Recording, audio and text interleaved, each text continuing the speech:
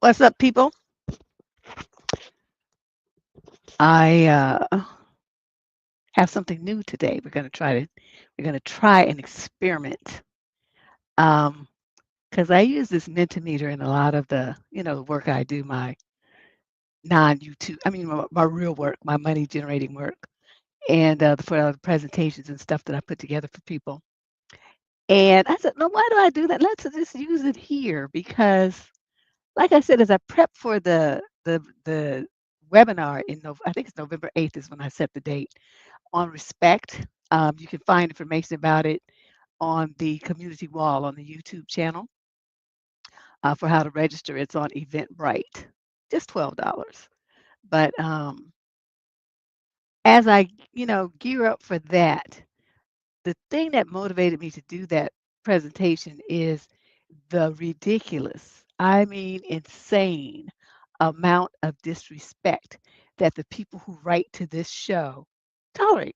I mean, it's just unbelievable to me, the stuff that they accept. And then, like oh, I've been asking over and over. I've been, how do I get him to understand? And how do I explain it? And, is this abuse? I mean, some of them, they say it's their first relationship. Okay, so then we can't fault with a crime. But, you in your 30s, you're on the downstroke to 30, you've been in numerous relationships, and you still accepting bullshit?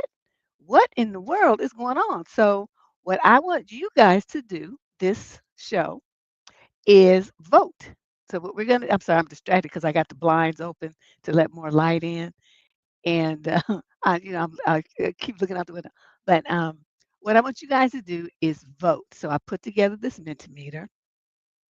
Let me get over here to so I can show you. This is how you're going to get to it. I just typed it and put it in the into the chat stream here. So that you would follow that link. Hey y'all. Uh-oh. And then you can vote. If you don't know how to use Mentimeter, well, I guess you click that link and we'll figure it out. It'll be showing across the screen once I start reading the questions. And what I want you to do is vote after I read the question. So I'm going to put the first one up in a little bit after I read the question. And let's see how this works. I mean, this might just be like, something that worked really well in my mind. And then in the execution, it was like, oh, no, this did not work. But, we'll try it. So your choices, you're going to have 5 choices after I read the questions, you're going to vote for, do you think that this question, this person, there was no disrespect shown? That would be one vote. Or the second option is maybe a little bit disrespectful, but they can probably talk it out and negotiate, and maybe the person didn't really mean it to be just so you're gonna figure that out. You're gonna vote for that one. That would be this number 2.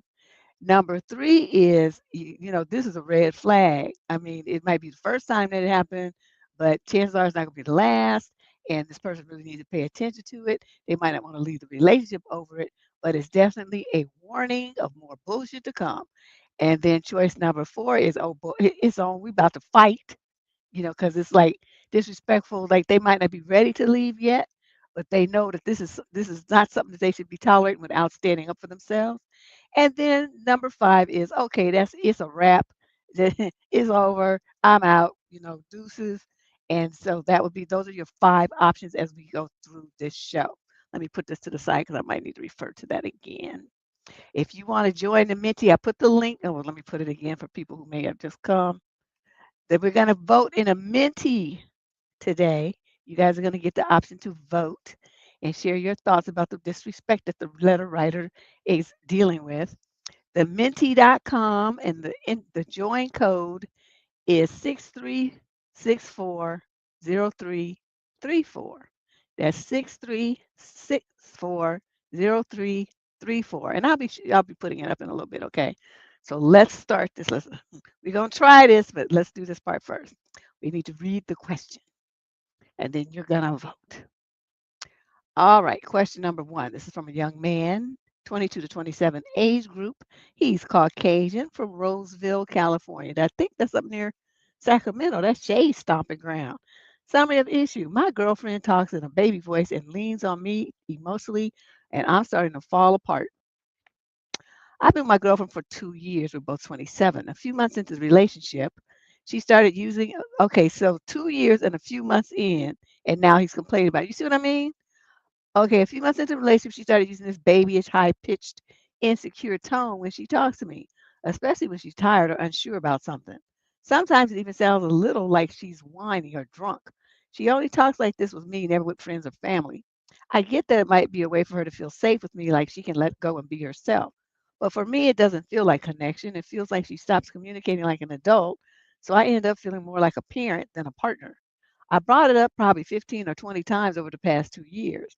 Sometimes she gets upset and sometimes she apologizes. We've even had fights about it when I've been completely overwhelmed with my work, my personal life, and my business, just wanting to come home to a calm, stable space. She always promises to try, and she does for maybe a few hours.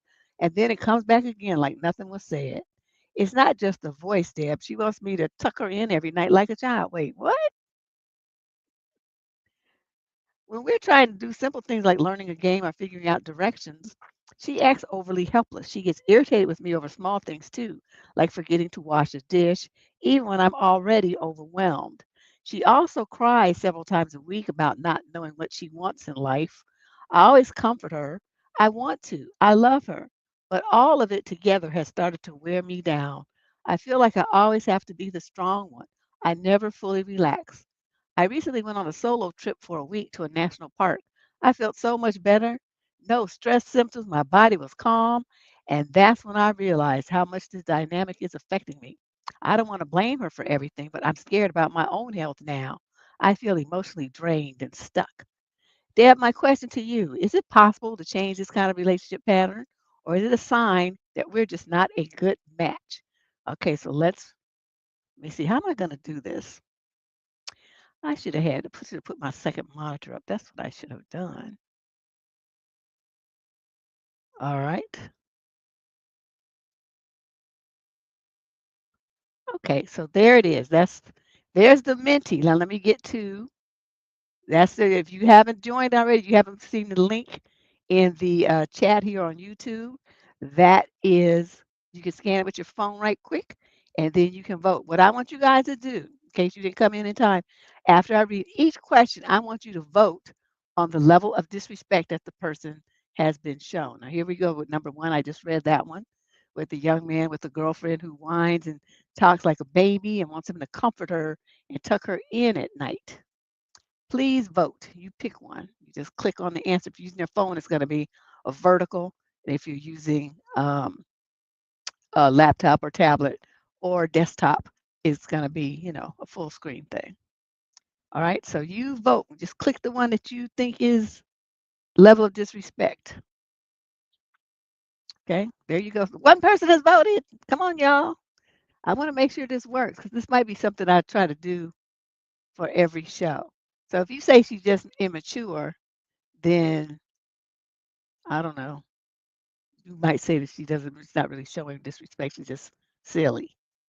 But everybody, come on and vote. I'm going to start on question number 2. So those of you who still want to, you can still vote on question number 4. I mean, on question number 1. All right. Until I flip the slide, you can still vote. I'm going to move on now to question number 2. So you're voting on question number 1. Question number 2, female, 28 to 34. She's African American from Toledo, Ohio. The female, other person is female also, 35 to 41, and she's also African American. Summary of issue. Have you ever traveled with someone that was jealous of you? Hello, to keep this brief, thank you. Jesus.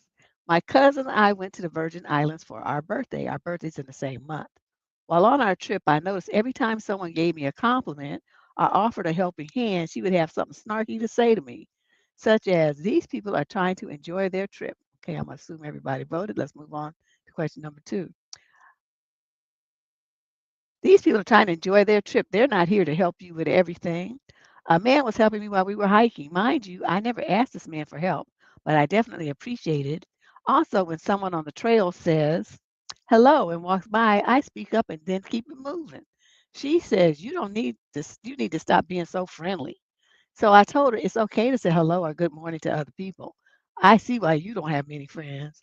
I know I'm a Leo and I have a smart mouth. Oh, Lord, yes, we do. But she kept acting like she hated seeing me get acknowledged. Was I too harsh for that? Now she wants to plan another trip, and I'm like, hell no. What would you have done, Deb? Well, I think you were quite patient. You guys vote on what was this girl shown disrespect? What do you think? Her friend being snarky to her and trying to tell her what to do about talking to other people and stuff. Hmm. What would I have done? I'm thinking by the time she's okay. Every time somebody gave me a compliment or offered a helping hand, she would have something snarky to say. Like these people are trying to enjoy their trip. They're not here to help you with everything. I would have had to say it would have got ugly. Like, well, who the fuck asked you? When I want your opinion, I'll give it to you. Like we're here traveling together, but I don't. You don't tell me nothing. Okay, you don't tell me nothing what to do, and I don't ask for your opinion, so don't give it to me. Okay, I don't really give a shit what you think. It's not about you. Right now, they talking to me. It don't have shit to do with you. What are you even piping up for? It would have deteriorated to that because I have a flash temper, and my friends know better than to talk to me like that because that would be instantly viewed in my book as number 4. That would be a number 4 level violation. Like we fighting. Now the words this might not be physical, it's gonna be mental, verbal. But this is definitely something to draw a line in the sand about. We're not going down this road. Okay, we're not doing this. So you keep your mouth shut, and we can enjoy the rest of this trip. But this little road you trying to take us down right now, this ain't gonna work. I will get my happy ass on a plane because you know what? I have credit cards and they have like high ass limits that I don't use. But I can get a ticket to anywhere on this planet, okay, on credit, which I don't want to do, but I can. So now I could be out like 10 minutes from now. So I let's not go here. That's what would have happened to me. Okay, thank you everybody. I'm saying this is going pretty good. So you guys put in the chat what you think. How do you like this little voting thing? This minty thing. Let me put the link here for people who just came in. We're trying something new on the show today. As I read the question, people are voting on the level of disrespect that they think the letter writer is being subjected to or accepting. And because to me, that is like the number one issue with 99% of the advice letters that come in here. The people are being disrespected and they don't even know that that's what's happening to them. And that's why I'm doing a webinar on November 8th on respect in relationships. Okay. It's a very topic, but I'm going to say it's to see, get a feel for how people think. Okay, there you go. Thank you. Let's move on. We're going to start reading on question number 3. Try finish your voting on question number 2 that we just finished before we move on. It's your last call. Last call for question 2. Let's move on to question number 3. This is from a young man in the 20 to 34 age group out of Miramar, Florida. The young lady in question is in the 22 to 27 age group. Summary of issue. My girlfriend gives me the silent treatment when I make personal decisions without discussing them with her first. Okay, you older than her, and she giving you the silent treatment. Okay, we not gonna do this. Okay, you like it? Oh, good. Okay, well this idea came to me. Okay, here we go. We're on question number 3. You can vote anytime you think there's some disrespect being shown. So, for example, he says, I recently ordered a new phone. It hasn't even been shipped yet, and I told her about it afterwards. She immediately went quiet and hasn't spoken to me since. A similar thing happened when I registered for an online course that hadn't even started yet. None of these decisions affect her directly or involve joint finances, but she somehow thinks I should involve her in the thinking process before making these decisions. Her reaction makes me feel like I'm being punished for doing things independently. Is this normal in a healthy relationship? Am I missing something or is this a red flag? Honey, this is like they say a Chinese parade of red flags. First of all, you got a woman who's in the 22 to 27 age group playing the I'm not talking to you game. Where they do that at? That's stuff that people do in junior high, high school maybe. After that, we're adults and we should be using our words if we have, some confusion going on about our partner and their behavior. But if things, I'm going by what you wrote here.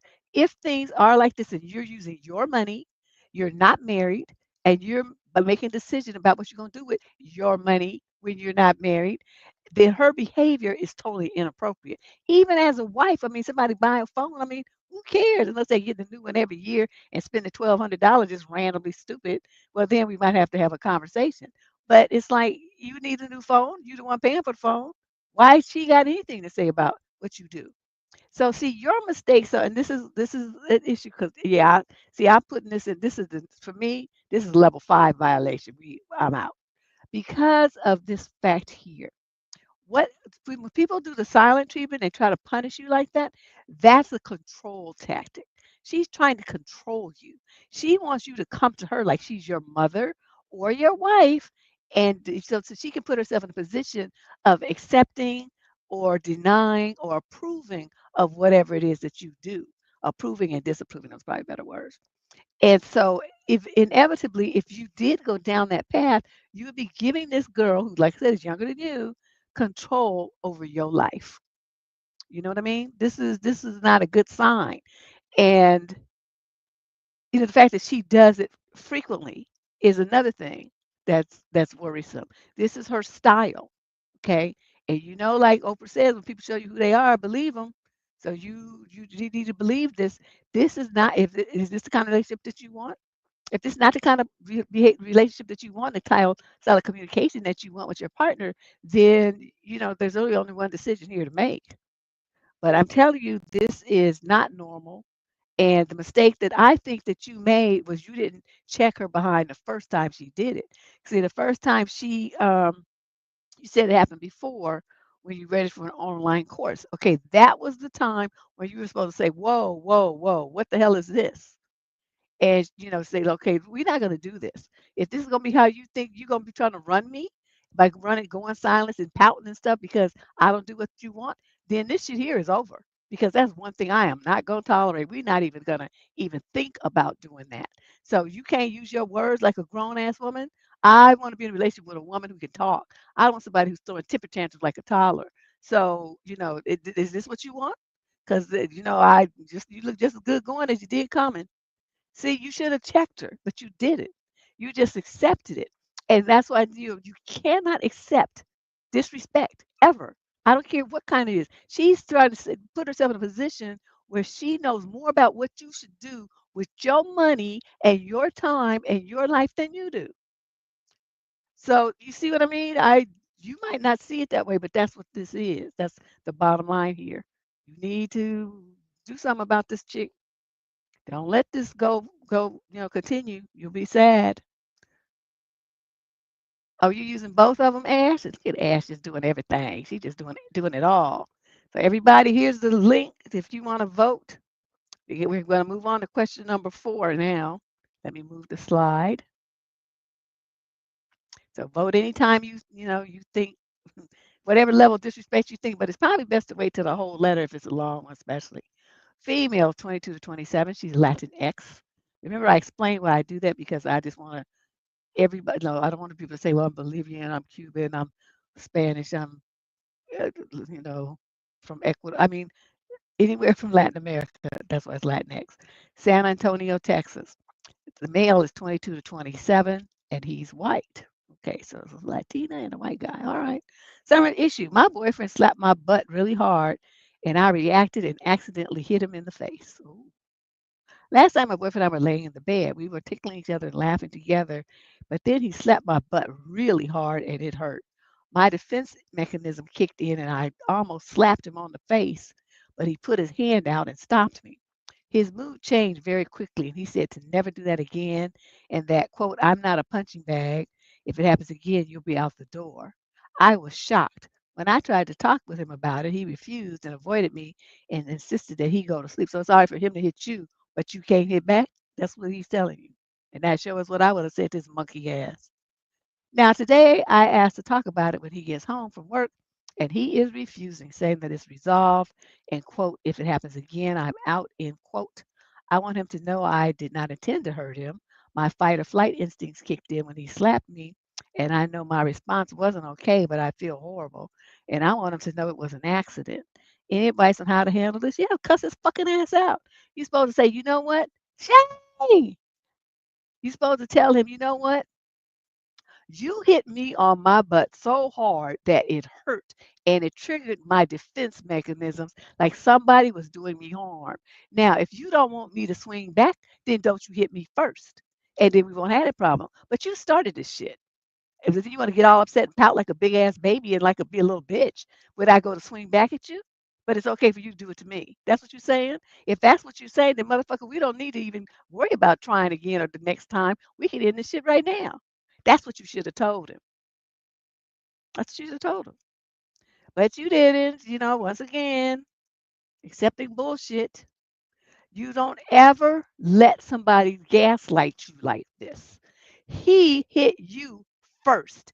And the second that you tried to defend yourself to make sure he didn't continue or do it again, then suddenly it's all these threats and, I'm not a punching bag. What the fuck am I then? Do I look like one?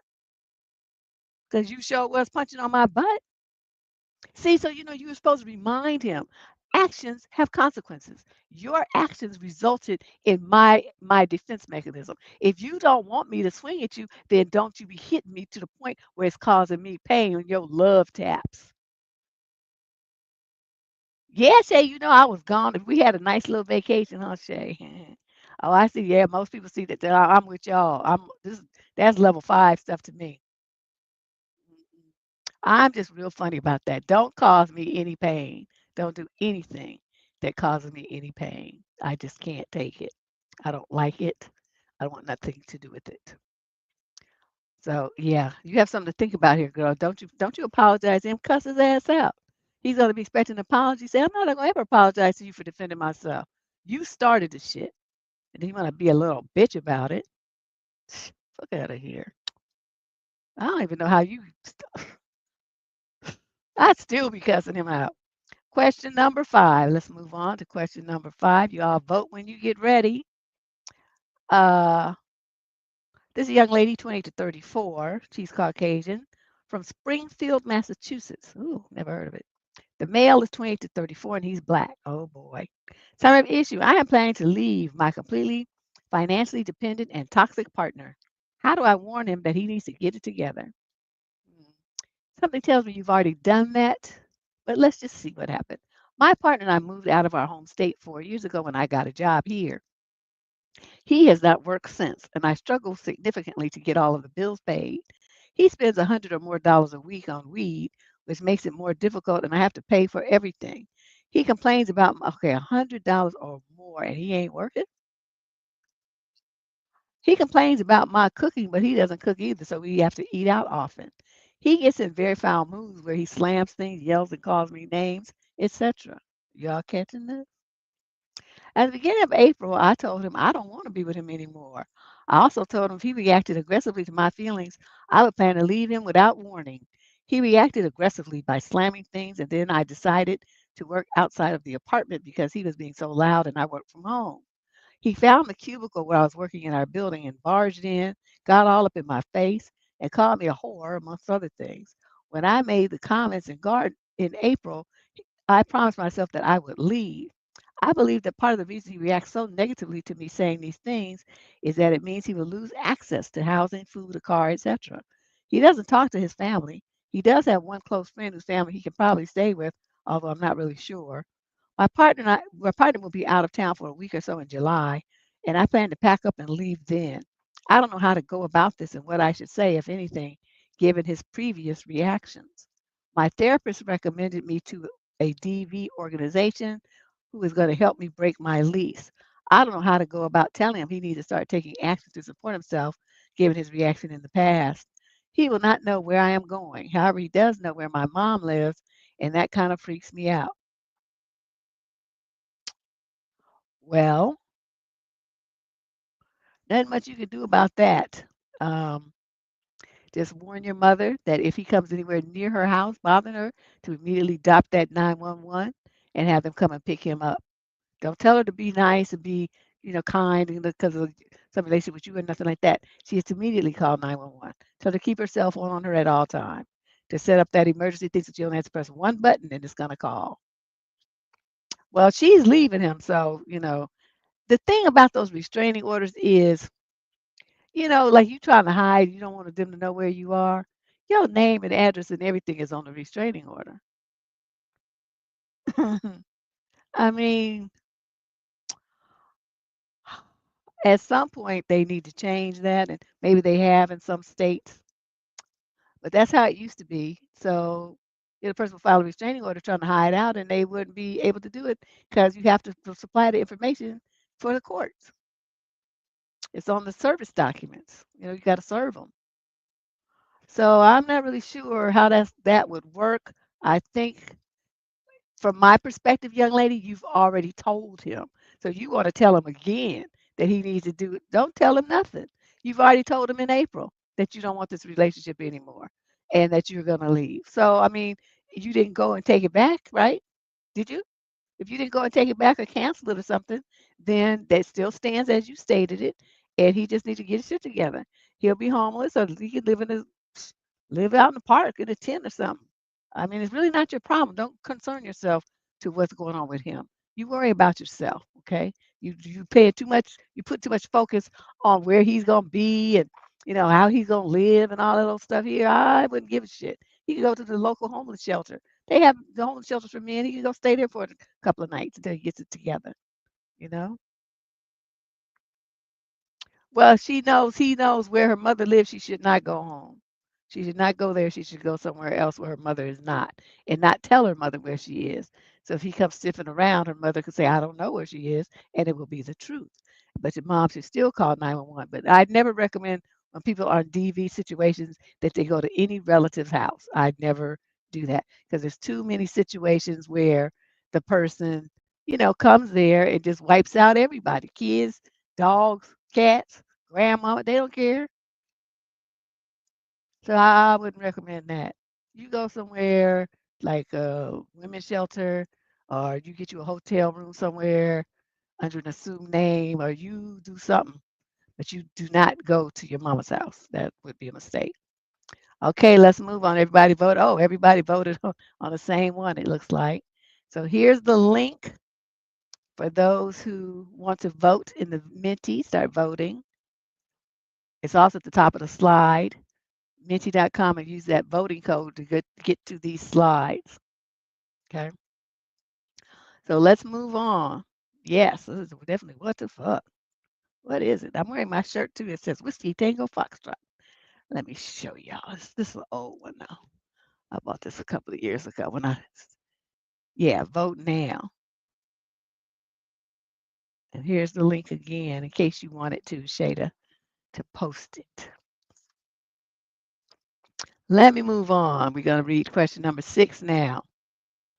This young lady, 22 to 27, from Myrtle Beach, South Carolina.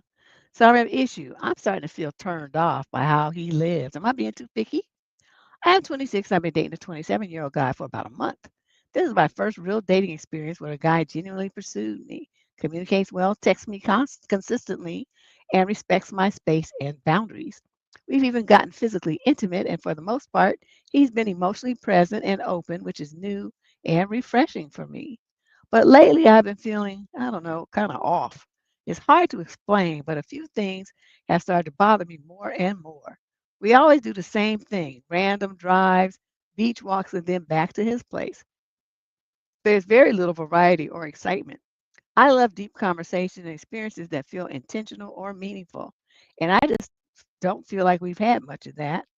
To add to that, his apartment is messy.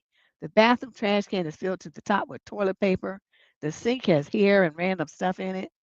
Dishes are always piled up, and the space just doesn't feel clean or welcoming. One night we baked brownies, and he didn't even have a proper dish to bake them in, so we had to improvise.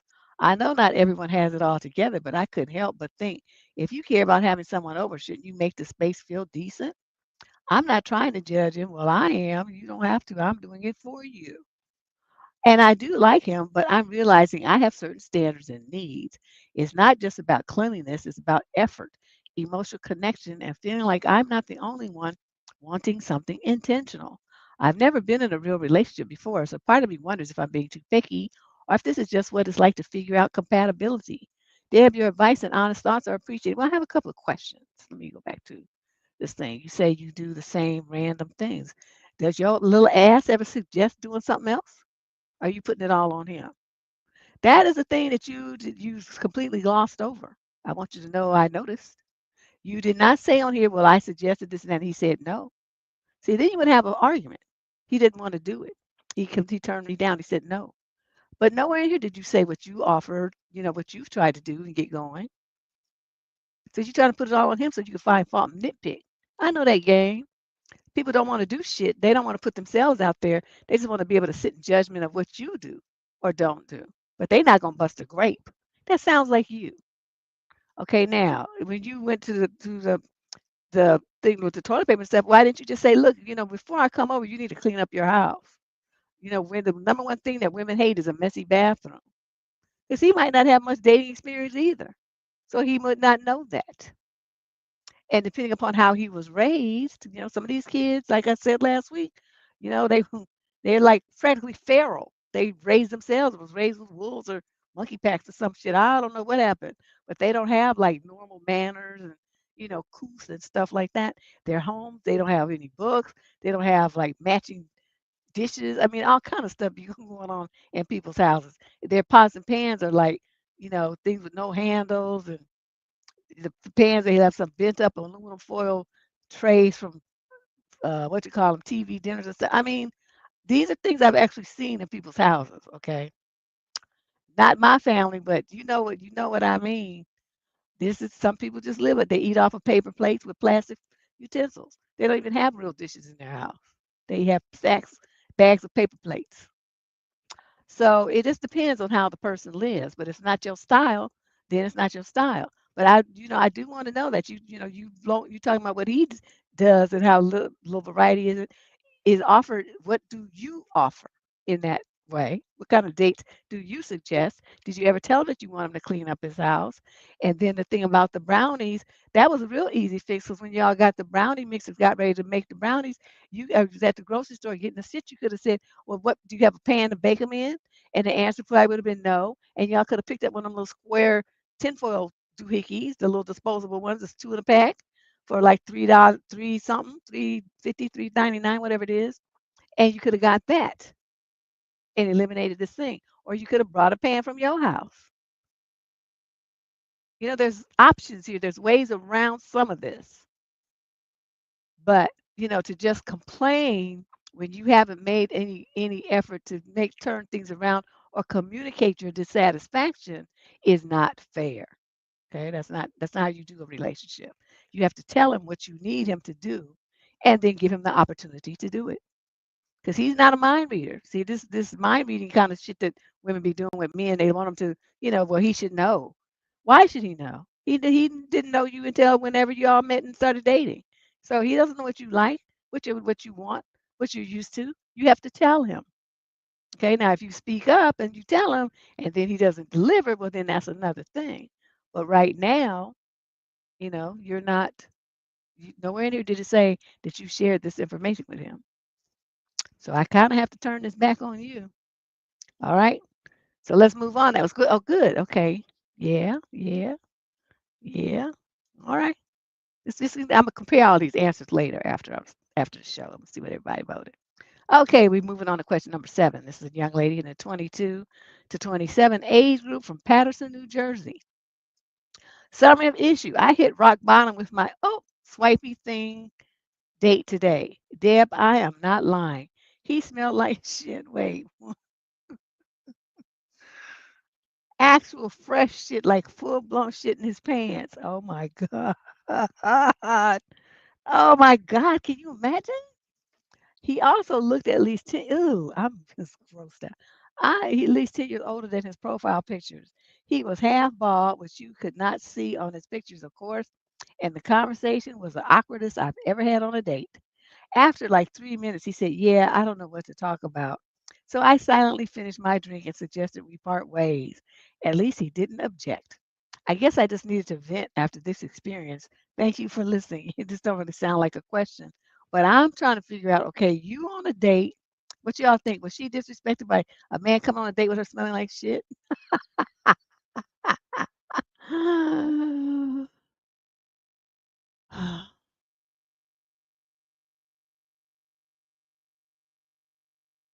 What do you think? Just vote, please.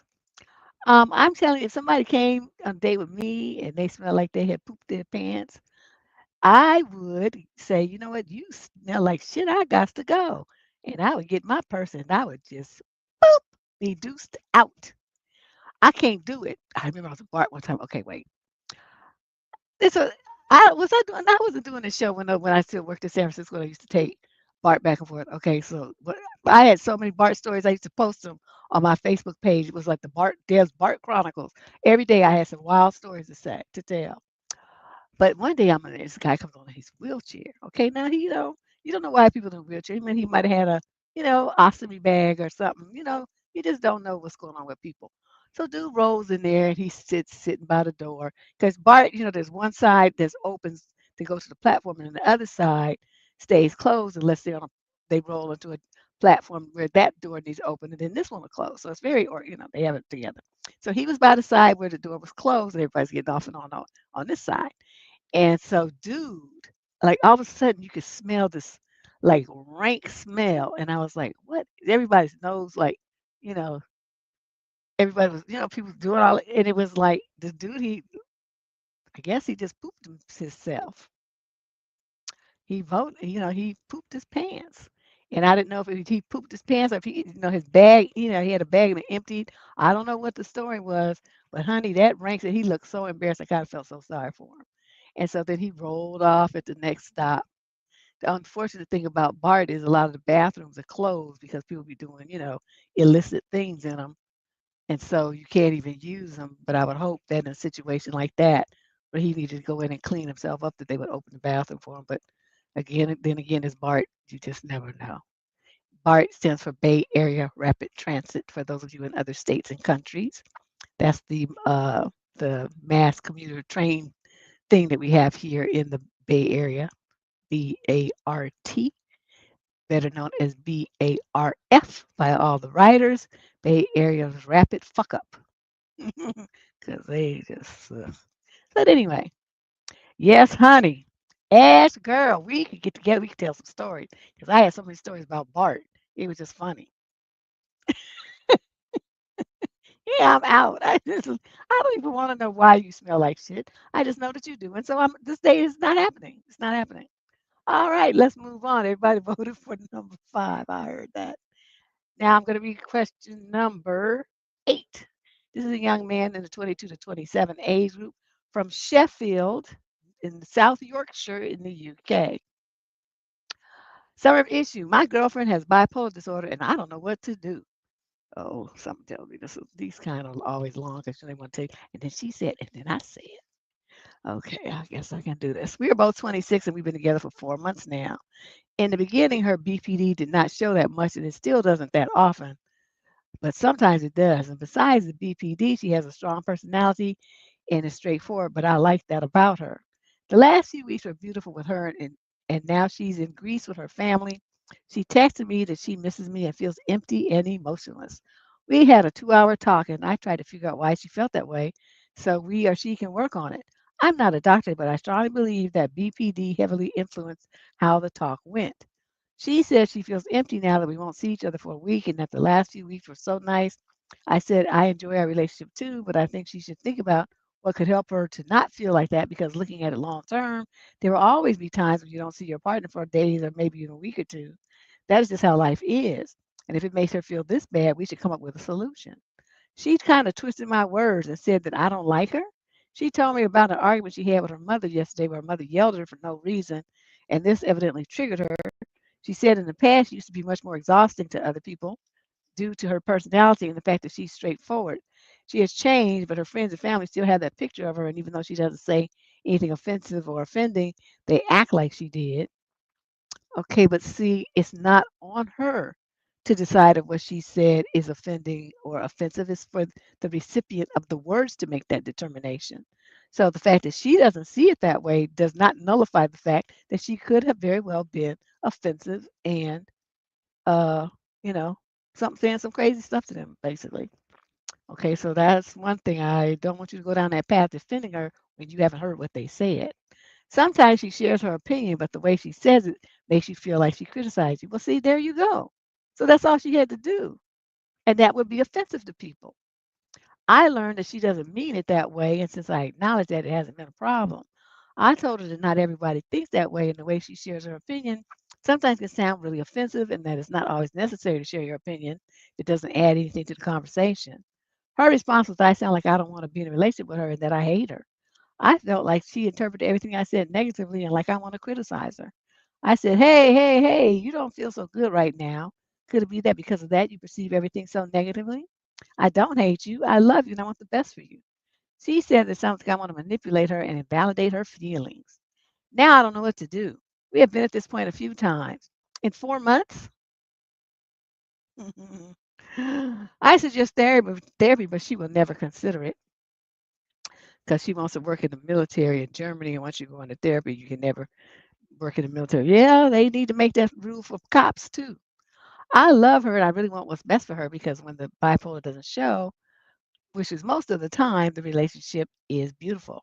But now I'm sitting here wondering if I was being dumb and said something stupid. I'm not a therapist, and I know from personal experience that therapy can be valuable and helpful, but she won't take it. Okay, so basically, what you have is somebody who's fucked up, who knows she's fucked up, and who refuses to do anything to make herself be better.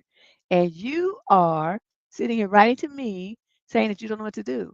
What is it that you, who is not a doctor, think that you can do with a woman in 4 months that has bipolar disorder and flips the fuck out with it regularly? Please explain to me what you think you gonna do. It's nice that you had 4 lovely months with her. I suggest you put your kids on and bust out of there. Tell her you can't do this no more and that you don't have a tool set to deal with her mental issues because you don't. You can try, you know, I mean, you sound like it's going to take you a while to arrive at where I arrived in like 60 seconds. But you, sir, are, you stuck on the fact that, you get this intermittent reinforcement. That's the most dangerous kind for most people because it's good sometimes. So you focus on those times instead of the multitude of times where she's morose, depressed, and acting like acting a zip damn fool, communicating in ways that are offensive to people and put them off and make them not want to deal with her ass. And you're not looking at that, but that really has more impact on the relationship than you're giving it credit for. You need to think about this really hard. Okay, and somebody twisting your words like that, you think, yeah, see, I would say, I think I put this between, this like a 4.5 for me. We definitely gonna fight about it, and if I don't like what you say after we fight about it, I'm a deuce out. And then depending on my mood, I might just deuce out and not even fight about it. But I'm just gonna be fair, and for me, it would be like a 4.5 because I'm not, I really don't do cray. I just don't have the patience for it, and I know that's a fault of mine. People are like, well, what are you going to do if you ever have a mental illness? I'm like, I wouldn't expect anybody to be sitting around looking at me act a fool. I just wouldn't do that to anybody. I would just, expect them to go on and be happy somewhere else. I would not try to hold them back because I am in a state. Okay. So let us move on. We're going to move on to question number 9. Okay, so get ready to listen and vote. Shay is putting the link now to the mentee if you're just arrived and you want to participate in our interactive voting on the questions. That's the link that you click and you can get right to the Mentimeter that we set up for this show. Question number 9. This is a female in the 35 to 41 age group. She's Caucasian from Madison, Wisconsin. The young man in question is also 35 to 41. So I have an issue. Do I tell him the details of why I broke with him or up with him or not? I broke up with my ex a few weeks ago. He wanted to talk, but not a live conversation via trading voicemails or texts. Ultimately, the 2 a.m. voicemails from him after I agreed to a live conversation was the final straw, and I asked for no contact for now. He respected that boundary. I'm considering reaching out and sending a letter explaining why I broke up with him. Just so you know, it's essentially his undertreated depression and his prioritization of his ex wife to continue to be overly dependent on him for daily tasks for her. Oh, one of them. I wrote a letter for the sole purpose of attempting to persuade him to get proper help and treatment for his depression. Right now, he will only see one therapist who was his ex's former therapist, and normally a couples therapist. And that person has said herself that she is not qualified to do the basis of what she says he needs, and he says that he needs. Okay, so the woman had already told him that she can't be that person for him. Okay. 2 trusted friends say my letter is persuasive and gentle and honoring of his struggle. At the same time, I'm his ex. There's no chance we are getting back together. Should I send the letter or just let it go? You should send that letter down your garbage disposal. It's nice that you wrote it and you were able to get all your feelings out and all this stuff here. But okay, first of all, why do you think he gives a fuck what you think he should do? You left him. So your opinion right now is null and void. You don't get to have one. Number two, this thing about him being all enmeshed with his ex. That's where the disrespect is, y'all. In case you were confused and got stuck in the muck and mire of the other stuff she mentioned, the core issue here that she kind of glossed over is that he was still deeply enmeshed with his ex-wife to the point where he wants to use only her therapist and he wants to be around her all the time, doing her favors and stuff to the detriment of his new partner. That is the core issue here. All the other stuff was fluff, and I wrote a letter and we broke up. All that is irrelevant. The core issue here is that you cannot be in a relationship with the new woman if you're still messing around, looking behind you, and dealing with the past. Can't do it. So, yeah, you're not going to send that letter. You're going to block him on your phone, block him on your email, block him on all your social media pages, and you're going to go on with your life. And in the future, if you have a man and you see he's still involved with any of his exes to the point where it's like a daily thing, not just to talk about what's going on with the kids, that they're jointly parenting or something like that. He got a dog with her. He always got to go over there to play with the dog. He got to visit the dog. He got to go water her plants. He's going to visit her mama. They talking on the phone, texting all the time. Anytime you see any shit like that going on, know that that person is emotionally unavailable. That person's not emotionally available for you in any way, shape, or form. Any time that you spend with them, you're wasting of your life, your valuable lifespan. You're wasting it. So you had plenty of opportunity to get out of this before you got that deep in, and you have to be writing people letters and end up going crazy, doing all this other stuff.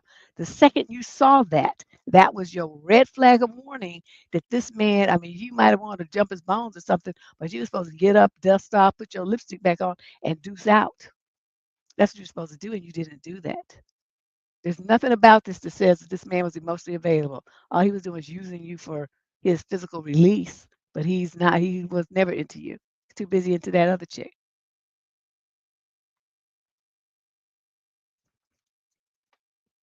Okay, that was question number 9. That's everybody done voted.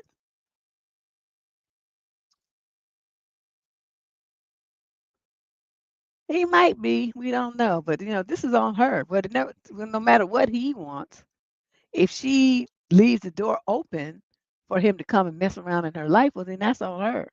So that's why, dudes, I done told y'all, I don't give women a pass on this kind of stuff because, you want to complain, oh, he won't stop calling me.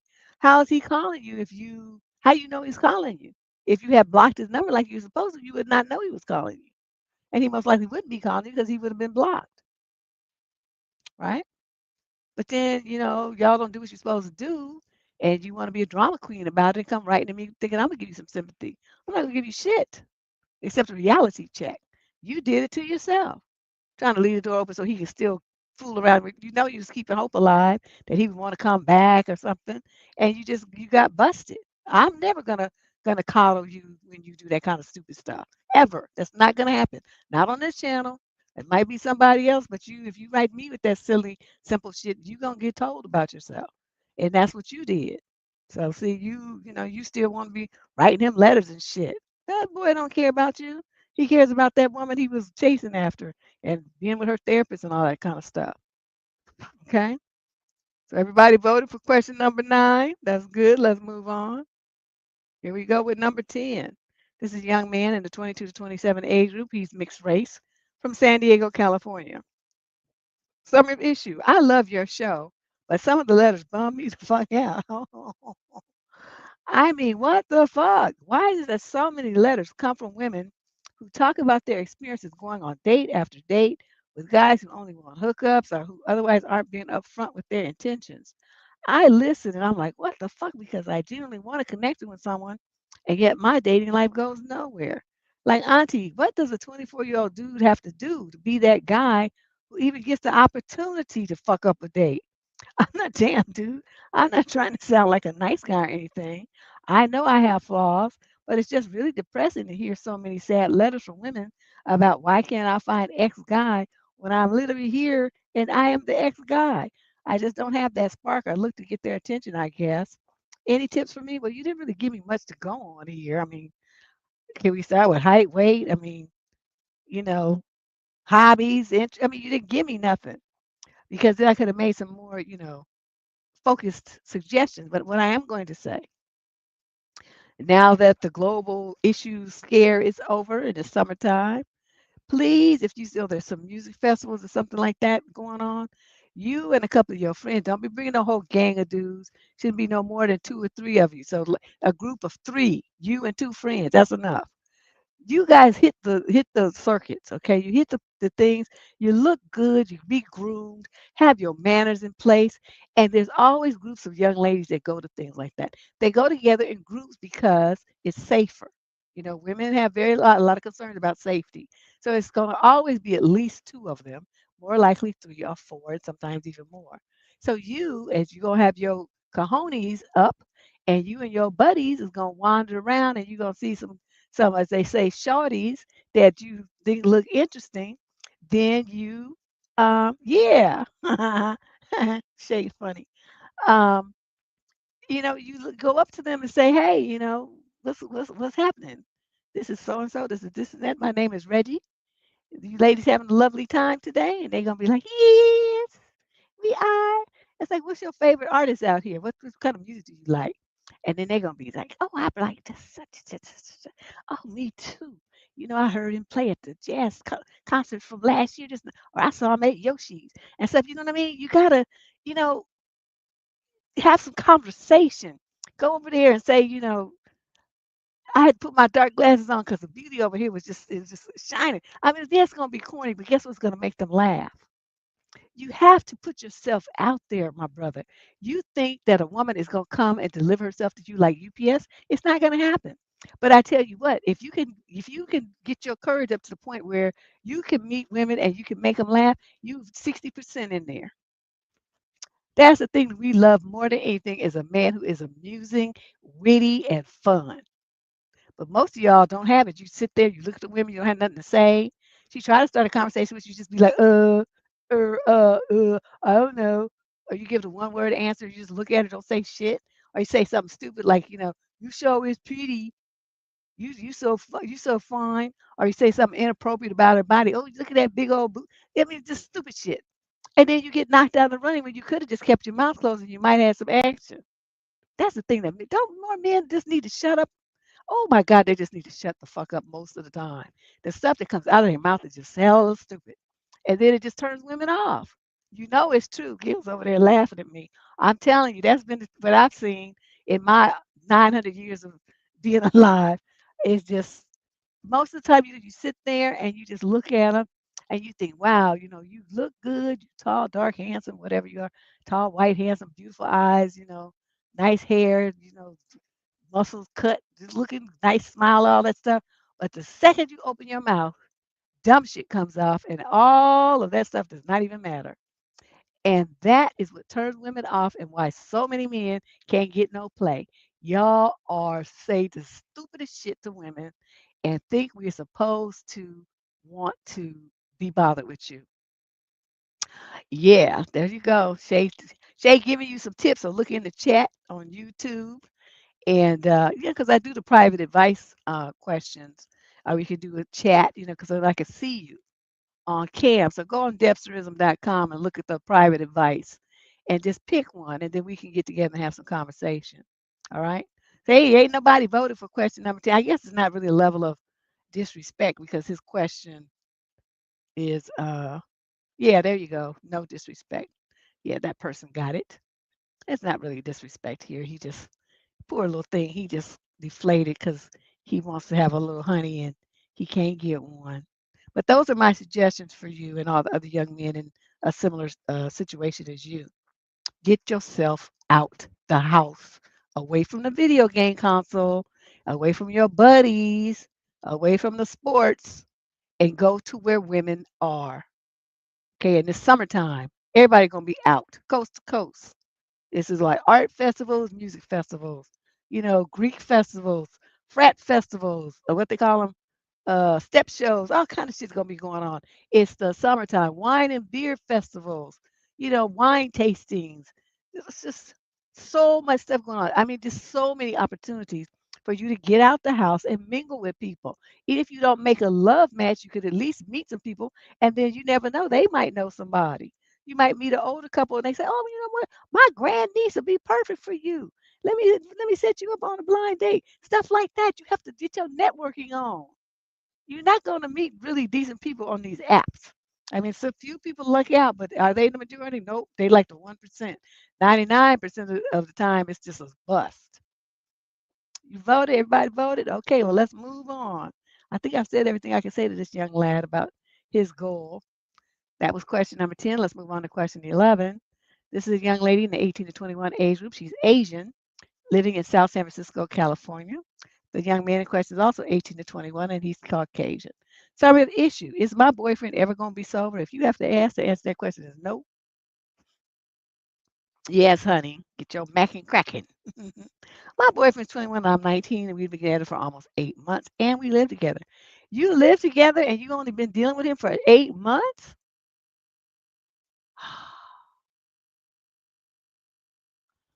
Dad, my boyfriend is an alcoholic, and you knew that, and you moved in with him?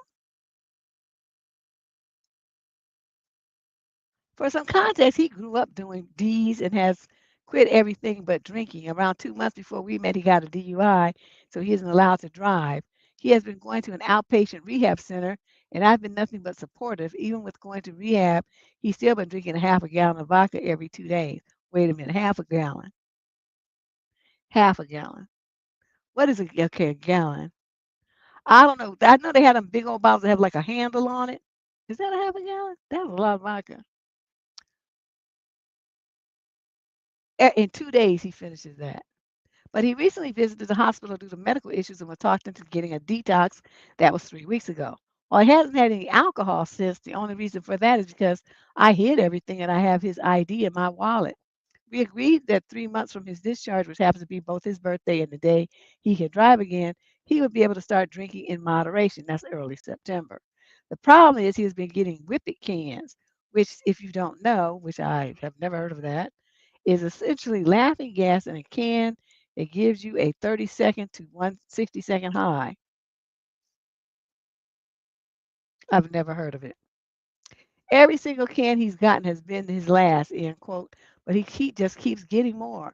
On top of that, he will not stop begging me to tell him where I hid his alcohol and has been talking about getting a med card so he can legally smoke the herbalicious while on probation. I don't want to break up with him despite all this. I'm the happiest I've been in a while. Wow. That's kind of sad. But I'm starting to think he'll never be sober. If it's not alcohol, it's going to be something else. I don't know what to do or who I can talk to about it. He's a really great guy and super sweet, not a mean drunk or anything, and he's super respectful of me. I just don't want to be with someone who can't even go grocery shopping sober. How could I help him, or is there even anything I can do to help him? You know what you can do? You can help yourself. Take your little narrow ass to Al-Anon and get a clue. Okay, there's nothing for you here. Yeah, they done some two people done voted that you crossed the line and this level of disrespect. Yeah, because you disrespecting yourself more so than him. He just over there being drunk, poor thing. When I see young men like this with that kind of thing, it makes me sad for them because I know there's some major trauma in that boy's life that he can't deal with it. Now, as I've gotten older and I've, come around the block and learned a lot of stuff, a lot of these young men things they were, SA'd by other men when they were kids and they can't deal with it. They don't know how to deal with it. They never got therapy for it. And now they're adults and it's, still bothering them. And so they drink or they use D's to self-medicate. So, he's so young. You see where I'm going with this? My mind is going that's something like that happened to him. And he's trying to, this is his way of self-medicating so he doesn't have to think about it. So all in all, I'm telling you this. Of course, I don't know this for a fact. I'm just telling you that as I have lived, I've heard more and more stories from men that these things happen to them as kids and adolescents, and it's way more common than we think, way more. And so when look at his youth, his age, I mean, where could he have gone? What could he have done? It had to be something that happened at home around his family. You see what I mean? He's too young. He hasn't been out in the world enough yet. Now, if he was in his 40s or something and had traveled overseas and been in the service and done all sorts of stuff, well, then we would have a lot more questions. But this is, a little 22. What did she say he was? Are they the 18 to 21? Yeah, they're 18 to 21. I think I'm right. But in any situation, what I'm if you were my daughter, I would tell you to suggest to him that he line up to get some therapy for whatever's bothering him that's making him want to drink so he forgets it. And then tell him, but I can't go on that journey with you. This is some steps you need to take yourself. But I want you to know I'll be thinking of you. I'll be 100% in your corner and I'll be rooting for your success because you deserve to have a happy life that's free of whatever these demons are that's on your back right now. But I cannot go on this ride with you. And then, boop, you deuce out. You can show, care and suggestion. Yep. Giggles. Yep. Yeah. 18 to 21, both of them. So, they too young for this. Like I said, whatever happened to him, it happened to his family. He ain't been nowhere yet. So, my daughter had a little kid. He was friends with this little kid, and I saw the change in him. Because, he was, they were little. They were like third grade or something, fourth grade. And, so I mean, they totally innocent, and plus I keep an eye on them. But I let them come to the house. They live not too far from us. And that was her best buddy. When they be going, they would go down to the little thing. They would, pick the pollywogs and the little frogs and, wade in the mud and make mud pies. And that was her buddy. But then his mom got married. And this stepfather, that boy changed. I could see it. Now, this was years and years ago when I wasn't as astute as I am now about this stuff. I did pick up on something was wrong, but I couldn't quite put my finger on what it was. And I thought maybe the man was beating him or, being mean to him or something. And the kid was small. He was small for his age. So he looked younger than what he was. But years later, I ran into him and was asking him about what, how he was doing with this. Oh, they got a divorce. I said, oh, you look happy. And he said, yeah, I didn't want to tell anybody, but I feel like I could tell you. And then he told me what the stepfather was doing to him, and that's the mom found out, and that's why she divorced him. But it was too late. I mean, that had gone on for years. So you see what I mean? We just don't know. And this kid is too, yeah, I mean, now I could just see it. You could just see their eyes. I mean, it's in their face. It's like an emptiness. A hole is there in their heart.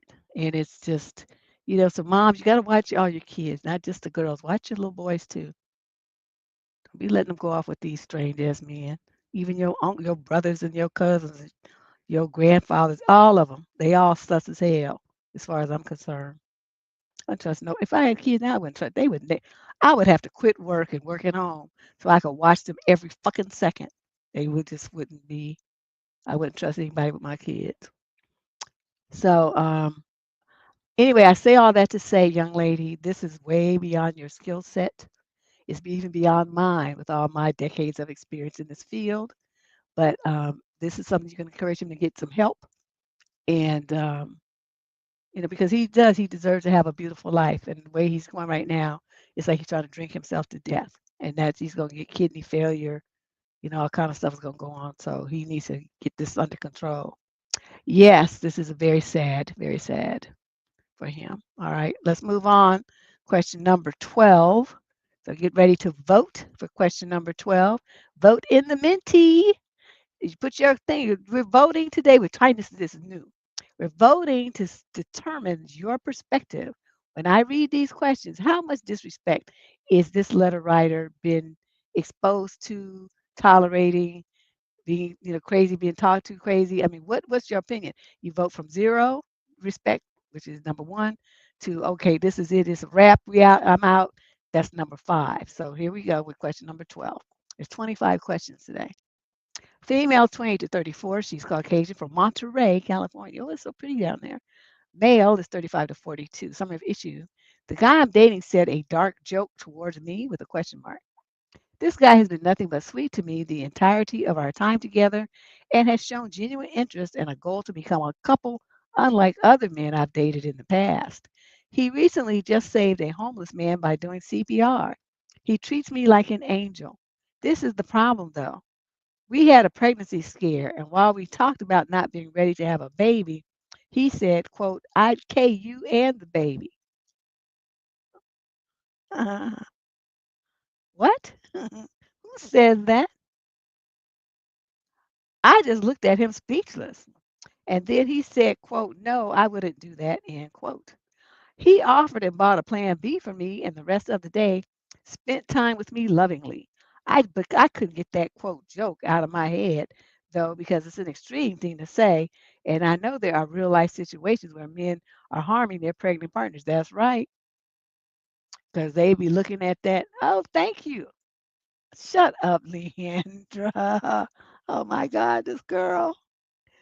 Oh, she said, Deb, I can't understand how that was funny or if anyone would actually laugh from that. I let him know how I felt about it in a text, and he apologized a lot and said he's 100% not a violent person and he made a stupid joke. Then he's going to be more mindful of his words, that he was just emphasizing in an extreme way that he's not ready for a kid, but if he did have one, he would love his baby. No, he wouldn't. He told you. His initial okay, let me finish reading this first. Do you think I should give him a second chance, talk it out in person with him, or get one of his friends to vouch on his sense of humor? No, he's just they don't be married, Kiki. They just don't want a baby. They don't want to pay child support. They don't want the responsibility of being a father. So while the woman is pregnant, they off her, which is in effect off the baby as well. Sometimes they wait till the baby is born and then they off the baby and the mama. Because they go to court, that child support hits them, and they see what's really going on, and they be like, "Oh no, I can't do this." So you girls, look, I can't do can't my baby this and all this other shit y'all be talking. You better, because it might be you and that damn baby. Ah, these dudes are not wrapped too tight, and I wouldn't be sleeping with them either. The best thing to do if you're gonna do all that, keep your birth control tight and use two forms, so it's a backup. Don't just be used depending on one. One be failing too much to suit me. So let's see. You want to know? You can't understand how that was funny. It wasn't funny, and it was not a joke. He meant everything. He put himself in that position, and that was his solution. that he would offer you and the baby. Now, why you would think would even listen to what he had to say and even perceive it as somewhat of a joke or that he wasn't serious is really interesting to me. I want you to understand something. Normal people don't say stuff like that. People who are, they might be a little bit stressed about it. They'd be like, oh, where would this money come from? Something like that, or we're not ready financially. I'd have to work too. They start thinking about ways to resolve the issue, or how we're gonna get you to a state if you are, where we can get a termination if it's not available. And where did you say you were? Oh, well, you in California, yeah, you can. No big deal. You just go down the street somewhere. So, thinking like that. Well, if you don't have money, we need to get the money together for termination. He'll be thinking about something like that. He would not go straight to murder. So I want you to understand very clearly, this man, there's something wrong with him. You need to get away from him. His idea of resolving a problem that he doesn't want is to off you, and that was that issue. What else might come up where that would be his solution? You want to leave him? That's where a lot of women lose their lives. They try to leave the dude and he goes ape shit. So, you got a warning here that this fool that you're dealing with that treats you oh so well, all stuff is not wrapped too tight. I would not give him a second chance. I would not recommend that you do either. You're taking your life in your hand, and then you can never say you didn't know because he's telling you right now how his mind works. You better pay attention. Yeah, he's something. Lynn say he's something. Something's going on with dude, and it's not wholesome and it's not healthy. Okay, everybody voted. Let's move on to question number 13. Vote in the Menti. Go vote in the Menti. You're sharing your thoughts on how disrespected these people are in these letters this week. Question number 13. This is a female, 22 to 27. She's African American from Arlington, Virginia. Summary of issue. My boyfriend told me that he was, quote, putting me in my place after a small comment. I don't think someone who loves you says this. We've had arguments before, but this one really messed with my head. I made a harmless comment the other day. I told my boyfriend that he kind of, quote, had a marathon runner body. Not as an insult, just a light comment. He got annoyed, but I thought it was over. The next day, I told him I had gone to the gym and ended up vomiting twice. It was a rough session. Instead of checking in on me, he brought up my comment from the night before and threw it in my face. You say I look like a marathon runner, but you can't even handle one workout? How often do you even go to the gym? Wow. Then he said something that made my stomach drop. I'm not comparing, I'm just putting you in your place. I don't even know how to describe how that felt. It was condescending, disrespectful, and it felt like he needed to win something at my expense. To make it worse, we had talked about how I loved cherries the day before. And in the middle of this argument, he goes, you know what? I'm not getting you any cherries. You don't deserve them. What am I, a kid being punished? I'm currently thinking of breaking up with him because I've reached a point where it's just too much. I don't think a man who truly loves a woman can treat her like that or talk to her like that. What do y'all say? 1, 2, 3, 4, 5. Vote. 1, 2, 3, 4, 5. Pick one. How much disrespect is he showing? Yeah, it's called Al-Anon, Tina. That's what I wrote. That's what I told her to go sign Al-Anon for the spouses and siblings, the family members of the alcoholic. Okay, so two people say that he crossed the line and is over. Yeah, I kind of have to agree with you. I mean, I don't know. What does a marathon runner's body look like? Why would he be offended like that? Aren't they kind of lean? But they still have to be muscular. I mean, you have to have a lot of muscle for endurance, right? So why is he mad about that? I'm trying to figure that out. Why he mad first? I don't understand it. But to be like harping at her like that, he's just trying to get her back. He's trying to, he's being petty like me, and I don't like it because that's some shit I would do. But he wasn't really insulting her though. I mean, she wasn't insulting him though to say his body looked like a marathon runner. I mean, runners have very distinct bodies. They tend to have long legs and to be, slim because they don't have much body fat. So I don't get it. I don't know why he's so bent out of shape. But then he gonna punish her. He's not getting her no cherries. It's like, I'm not getting you cherries. You don't deserve. Motherfucker, I could buy my own cherries. I don't need you to buy them. I just was just talking. don't give a fuck. I don't want your nasty cherries anyway. Probably spit on them or poison them or lick them or something. Anyway, so don't get me shit. As a matter of fact, get your, you know my favorite phrase. You don't like what's going on here, get your shit and get the fuck out. That's what I love it. That's my number one phrase to say to men. Okay, so more people voted this time. Good. Thank you. Thank you. All right. Yeah, I just like, oof, this is unbelievable. Everybody pressing that like button. Shay trying to get y'all to press the like. Please like. You can subscribe too if you haven't already. That would be great too. Yeah, by myself. I bought some cherries at the farmer's market and ate them all. Oh my God, I was so sick. I just couldn't stop. I was like a cherry junkie. All right, let's move on to question number 14. This is a young lady in the 22 to 27 age group. She's Latina from Amarillo, Texas, and her boyfriend's 22 to 27 also, and he is white. Summary of issue. My boyfriend and I struggle with communication. He says I lack common sense, and we aren't on the same communication playing field. My boyfriend is 26 and I'm 23, and we have been together for 6 months. He's honestly amazing in so many ways. He treats me well, we support each other, and we see a future together. When we argue, it almost always comes down to communication issues. One thing he brings up often is that I, quote, lack common sense, end quote, and that we don't communicate on the same playing field is becoming a recurring issue. For example, this morning I used his coffee machine for the first time. I don't drink coffee, but I wanted to try making it myself since in the past he's gotten upset when I asked for help before trying things on my own. After it was done, it looked a little watered down, so I asked him if I added too much water. Well, you saw that it looked watery, so why would you need to ask him that when the answer was painfully obvious? Okay. Now let's see what else happened. He came over, looked at the machine, and said I used enough beans, but I added too much water. Then he looked at me like I was dumb and said, "How do you think it works?" in a condescending tone. That frustrated me. It's not the first time I've felt this way. Like he thinks I'm an idiot for not knowing something. For context, last week I didn't know pizza ovens were flavored and that affects the crust taste. He's really into pizza. I'm not. Pizza ovens are flavored. Well, I don't know what that means. I told him I'm tired of feeling like he thinks I'm stupid. We ended up in an argument because he said that I should have communicated better. He believes if I had walked in and said, "Hey, this looks watered down. Do you think I used too much water or not enough beans?" then the whole argument could have been avoided. He said I should have just asked, "Can you show me how to use the coffee machine?" But I've asked for help in the past and he's made me feel dumb.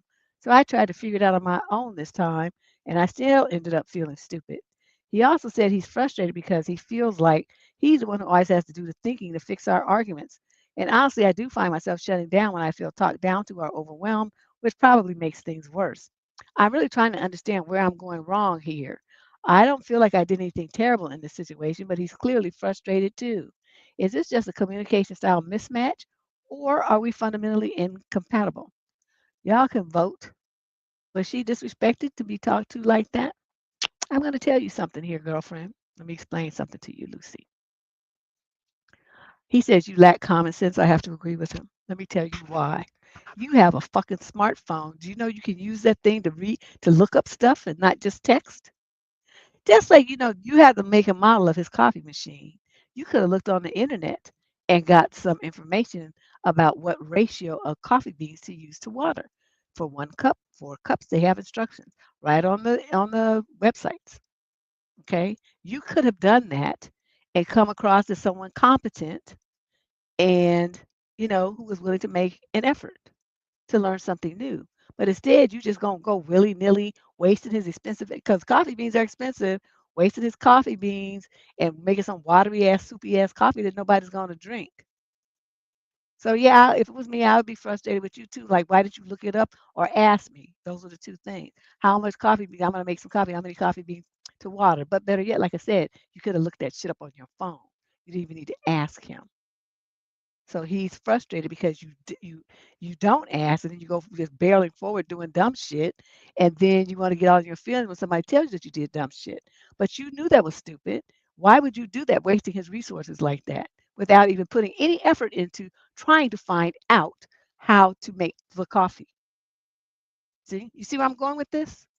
So you want me to say that he could have worded it better. I'm definitely, but I'm sure if you say this is an ongoing thing, you do this kind of stuff all the time. You need to grow the fuck up. Okay, take charge of your life. Take charge of decisions that you make. Make better ones. This thing about the coffee could have been completely avoided by spending 30 seconds on your phone. Google it. Okay, got this maker here, how to make 3 cups of coffee or 4 cup, whatever, 2 cup, whatever, and it would have told you. The AI probably would have popped up with an answer. You wouldn't even have to go to a website, and you would have had to answer, and you could have done that and had perfectly brewed cup of coffee. But no, you didn't do that. That's why I say you don't have common sense. Everybody should know to do that has smartphones. Okay, I don't know what you were thinking, and then you didn't know about the pizza ovens being flavored. I'm not quite sure what you mean. I know they have pizza ovens that use different kinds, the wood burning ones that have, some people use oak wood, people use other wood or cherry wood or something to give it a different kind of flavor from the smoke. Is that what you mean? I'm not really sure. I'm not really sure what you mean here.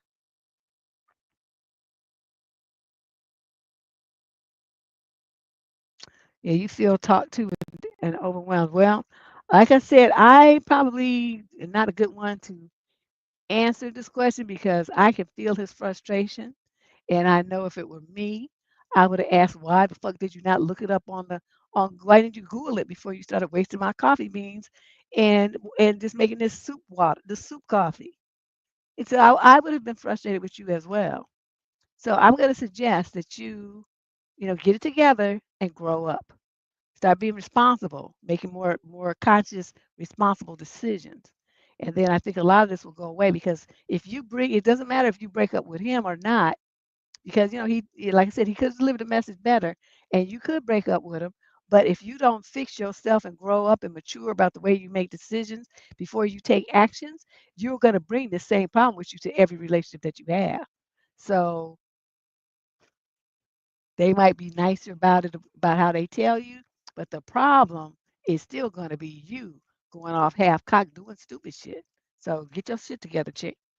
All right, let's move on to question number 15. Everybody's voting. This is great. Chat GPT. Yeah, see, Shay even said chat. I forget because I never use it. Yeah. And people ask you questions. I'm real good when they ask me questions that they could get online. I say, did you Google it? Oh, no. Then I just look at them like, well, I suggest you. My look says, well, you need to, because I don't give them an answer. Yeah, lazy asses. Want you to be their instant Google. No, I'm not giving you the answer. Find it yourself. Move on to question number 15. This is a female in the 22 to 27 age group from Cleveland, Ohio. So who is that? Mika, I think Ohio's in the house. So I have an issue. My boyfriend does not want us to go to my best friend's wedding. He's trying to make me choose between him and the wedding. This is about my boyfriend who's 27 and I'm 26, and we've been dating for 2 years. My best friend's wedding is going to be on the same day as my boyfriend's birthday. So he's 27, so he's going to be 28 years old on his birthday. I just want to make sure I understand. My best friend was really excited when she sent me the invitation. She genuinely wants both of us to come. Yes, both of us. She's invited my boyfriend too, since they were workmates for a few months. The thing is, it's also his birthday that day. Of course, I want him to be my date to the wedding, especially since it'll be our first time attending a wedding together. I was really excited when I told him over the phone that he was invited, but I didn't expect this reaction. He ended up sulking all day because it's his birthday, and it felt like he was making me choose between them. I assured him that we could celebrate his birthday in the morning. I even have a surprise planned. The wedding is in the late afternoon, so I thought that we could do both. I never said I wasn't going to celebrate his birthday. It's just that I can't control the fact that my best friend's wedding and his birthday fall on the same day. They both mean so much to me. But when I tried to explain that my best friend's wedding is a once in a lifetime event, he even got more upset. I also reassured him that this doesn't make his birthday any less special, but he's still sulking about it. I don't know what to do anymore. Is this still healthy? No. Let me tell you how this would have went down if this was me. So I'm going to, my friend's wedding is coming. Are you going to go? And he would have said, no, it's my birthday. I'm like, yeah, I know it's your birthday, and we can celebrate your birthday the day before or the day after or even a whole week after. Because guess what? You're not 5 anymore. Your birthday celebration don't have to be on the exact day. And if you need to be on the exact day, then you go see your mama, and then I'll catch you later. Get your, do that with your family on the exact day. But I'm going to this wedding, and I don't really care what you say because this is my best friend. And first weddings, even if it's only it's the first one, still only happens once in a lifetime. And I'm gonna go. You're gonna have many more birthdays, and they all gonna be the same. You're gonna be still looking the same. It's gonna be the same people there, the same thing going on, blowing out candles on the cake and clapping and shit. Is nothing special at 28. Now, if he was turning 30, 40, 50, 60, those are like milestones. People used to have big parties. But you just turning 28 and you mad because it's not on your exact day, like 4 or 5 years old. I would have been so disgusted with him. I was just, I don't know, you better than me. Because that wouldn't work. Yeah, I would have had to be. I'm on solidly on the camp 3, maybe like 3, 3.5 on this one. Because it might lead to a fight. Because I know my mouth, I would get like nasty to him for pouting because he want somebody to stick around on his birthday, pop up balloons and shit, and wear a birthday cap and the little honky thing. Right? I don't know how you're gonna deal with this girl, but take a look at the mentee. They voted. Majority of people say this is a red flag and it's highly suspect. But you have to make the decision about what you do. I would just go to the wedding and just completely ignore him. Say, well, I was gonna celebrate you that morning, but now I'm not gonna do shit. See me because I'm petty like that. Well, since that's not good enough for you, then fuck you very much, and now you don't get shit. And it's gonna be your birthday. You better find somebody to celebrate it with, because it won't be me. I'm out. I'm going to the wedding early. He thought it was weird that his mother was getting married on his birthday. Well, there's only so many Saturdays and Sundays in a year. So I mean, everybody something, wedding, graduation, baby's gonna get born, something's gonna happen on somebody's birthday, and your birthday is on the weekend. Something's gonna happen. It's just the way it is. So let's move on. Question 16. There's a mentee up for question 16. Yeah, he goes, a mere boyfriend. She going through all these changes. I would be like, and it's not like she just said a friend. It's her best friend. Okay, so question number 16. Who voted? I haven't even read the question yet. You probably went to vote on question number 15. Female, 22 to 27. She's African American from Little Rock, Arkansas. So her issue, my boyfriend takes forever to do anything, and I don't know how to deal with it. Me and my partner, we're both 25, have been together for 7.5 years. Whoa. And we have a 2-year-old daughter, and I'm pregnant with a little boy who's due in August. I'm looking for advice on how to deal with this situation, as I do want our relationship to work, but I'm struggling. My partner takes a really long time to do anything. A 10-minute task will take him closer to an hour. One thing I've been struggling with is him getting ready when we're going out places or on days out. Like, for example, we had arranged yesterday that today we'd go to another city 2 hours away and spend the day there on a date, looking around, going to eat, etc. Just the two of us, and then we would have our toddler cared for by my mom, who said she would look after her starting at 10 a.m. So we decided to leave our house at 9:30, be at my mom's, and leave straight away so we'd be in the city at noon. Not exactly early, but we don't have no other choice with childcare, and that still leaves us with plenty of time to look around. In my heart, I knew this was not going to work out, as my partner always does other things and gets ready last minute and takes forever to get ready, but I was optimistic. We woke up at 8:30. He then wanted to play on his game, even though we had to leave at 9:30. So I said, "Can you play that game later or tomorrow?" And he said that he wanted to chill and play the game for a bit first. He finally went to the bathroom around 9:50, 20 minutes later than we were supposed to leave, and then stayed there until 11. So over an hour. Bear in mind, I was ready at 9 a.m. and got my daughter ready by 9:20. By 11, when he was out of the shower, I was defeated, just felt like not even going. And we ended up leaving at half past 11. And I was just so fed up as we ended up leaving 2 hours later than planned, which has happened so many times due to him taking his time. We dropped our baby off, and it was noon by the time we would be in the city. It would have been closer to 3 because of traffic. So it took longer than if we had left earlier. I felt overwhelmed and fed up and decided to not go anymore, to which we ended up arguing about the situation. And my partner ended up telling me that the reason he took so long was actually because he felt ill And that's why he wanted to play the game, and that's why he took so long in the shower, and that's why he's lying. I want to believe him, but it's like this all the time, and he's not ill all the time. Deb, I know you're wondering, so let me tell you. Yes, he is always on time for his appointments and work, but when it comes to time with me, he takes ages, yet he seems like he wants to spend time with us, but his actions say differently, so I don't know what to think. Our relationship has been rocky for a couple of months now, and this was our first dates in so long. I was hoping that he would make an effort, like I was, to have a lovely day together. I don't want it to seem like I'm cold against him, potentially ill, but he's honestly always like this, and it just seemed completely fine once he was fully ready. So I don't know.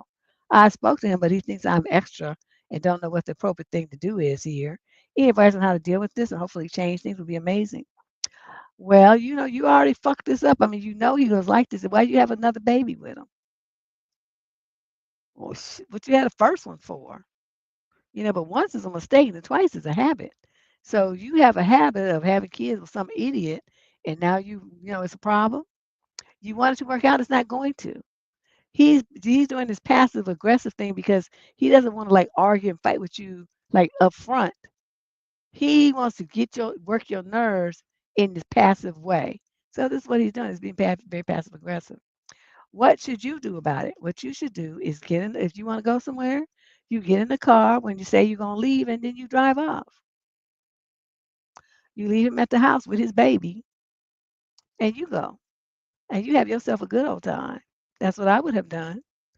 He would have been sitting there playing his game. I would have politely put that baby on the desk, right table, right chair, couch, whatever next to him and said, okay, well, I'm ready to go. So I'll see you later.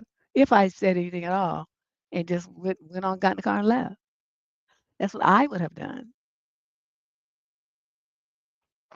So I'm not really sure, what you're gonna do about it. Why you think that this deeply ingrained pattern is anything that you can change?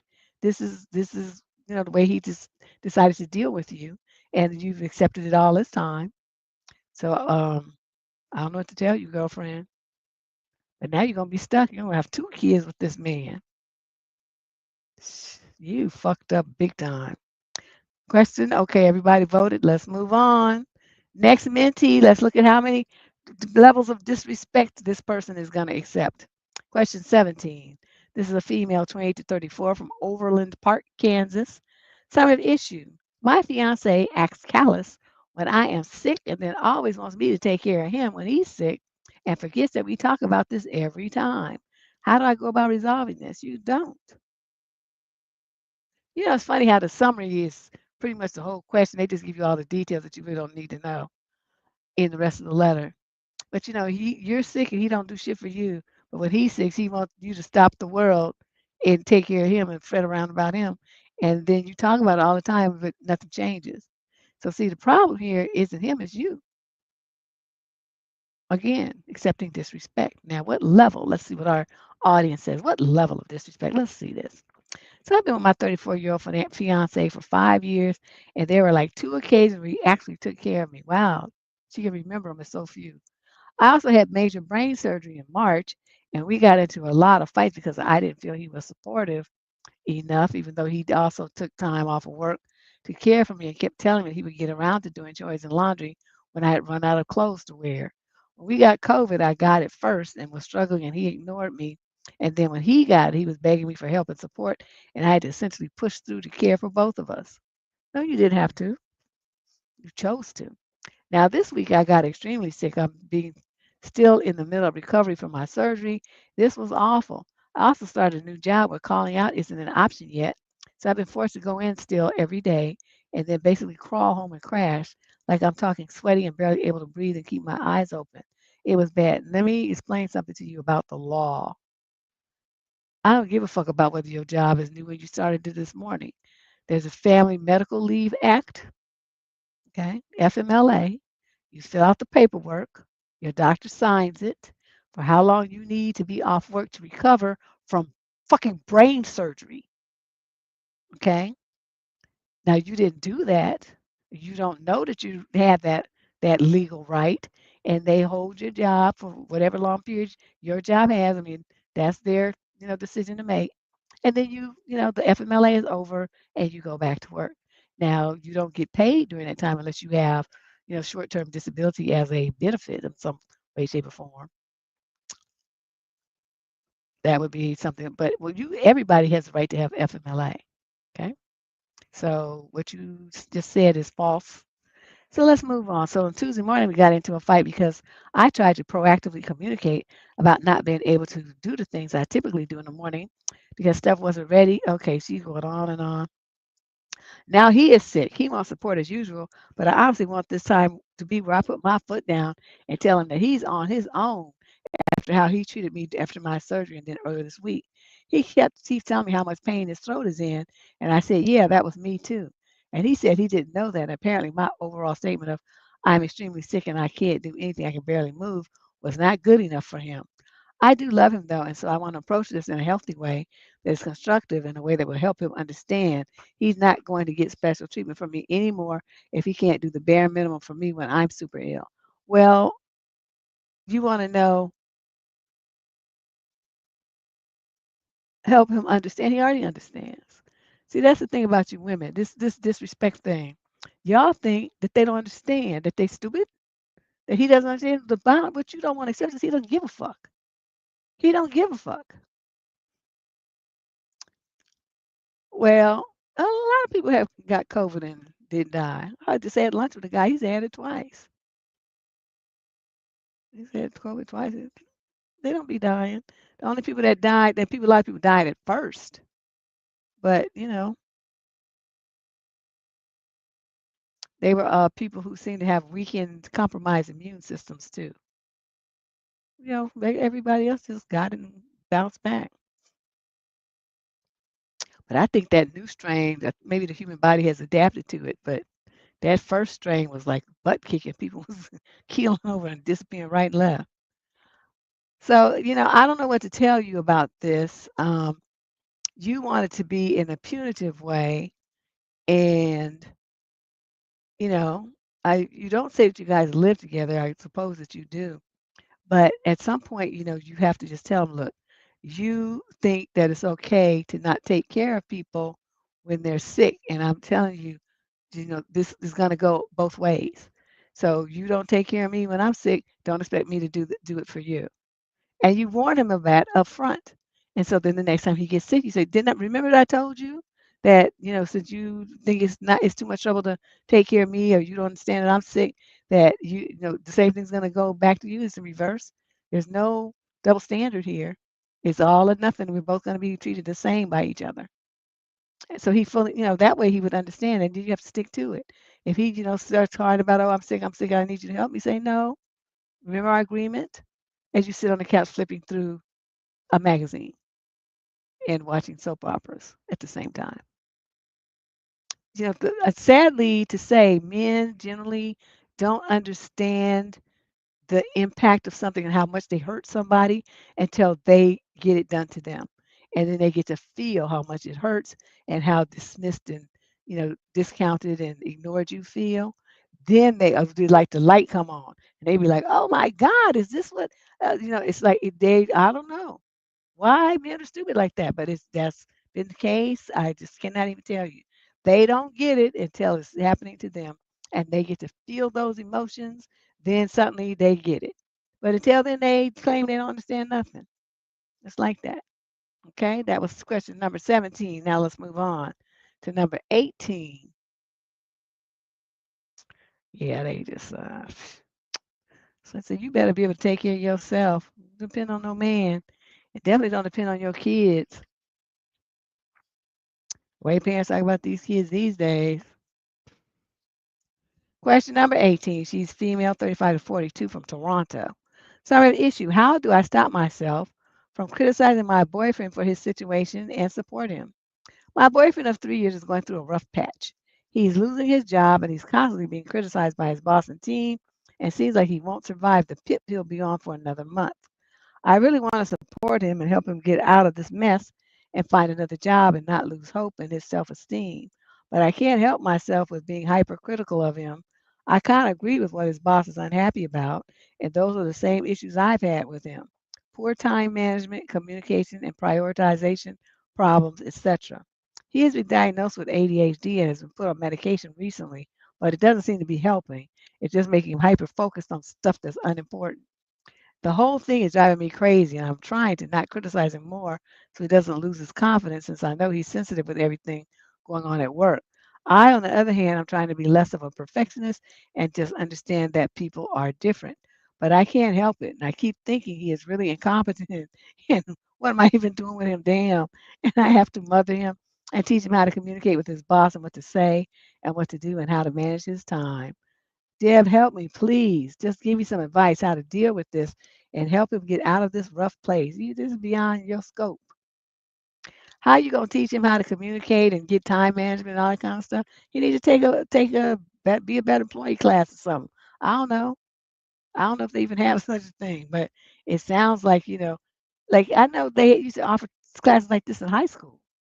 Time management for better studying or some. I forgot what the name of it was, but it was a class they offered in high school to teach kids how to prioritize, projects and how to allocate their time and manage their time. Now, you can't mother a grown man because what happens when women try to, that's why I have this video on the channel called Never Help a Man. Women don't understand, and some men either. A woman is either going to be your lover or she's going to be your mother. Which one do you want? Because if she slips into the mother mode rather, and starts taking care of you like you're a little kid, she will never, ever, ever respect you as her man. You're gonna get leg lock, disgust, disappointment, um, disrespect. All of that's gonna come with her trying to put her in a position where she treats you like a child and takes care of you and instructs and guides you. That's the job your mama should have done. Now you want your woman to be your lover. She needs to be able to respect your hustle, respect how you think, what you do and decisions that you make. So with you, girlfriend, what you have is no respect for the way that he is behaving. And so, you might love him, but I don't even see how you can love a man that you don't respect. To me, you can't love somebody that you don't respect. You might like him a little bit or something like that, but behind closed doors, you roll your eyes. So you can't be mad in love with somebody that you roll your eyes about and you are exasperated about all the time. You don't, there is just not going to work. So at some point here, you gonna have to accept that this is not the man for you. How are you gonna break it off? I'm not gonna get involved in all that. That's gonna be you. But I'm just telling you the thinking process here so that you arrive at the result of reality. You want him to change, and he's not gonna happen. This is your boyfriend. This is who you got. Yeah, but he's not gonna be able to do that in time enough to save his job. He got 30 days more on his PIP. And he's not, according to her, really not showing any signs of improvement. He's got the same problems over and over. So, he's probably going to be booted out. But they're doing the right way, giving him a PIP and giving him, an opportunity to do better. But if he can't do it, he can't pull it off, then it is what it is. Let's move on. Okay, everybody voted? Okay. Question number 19.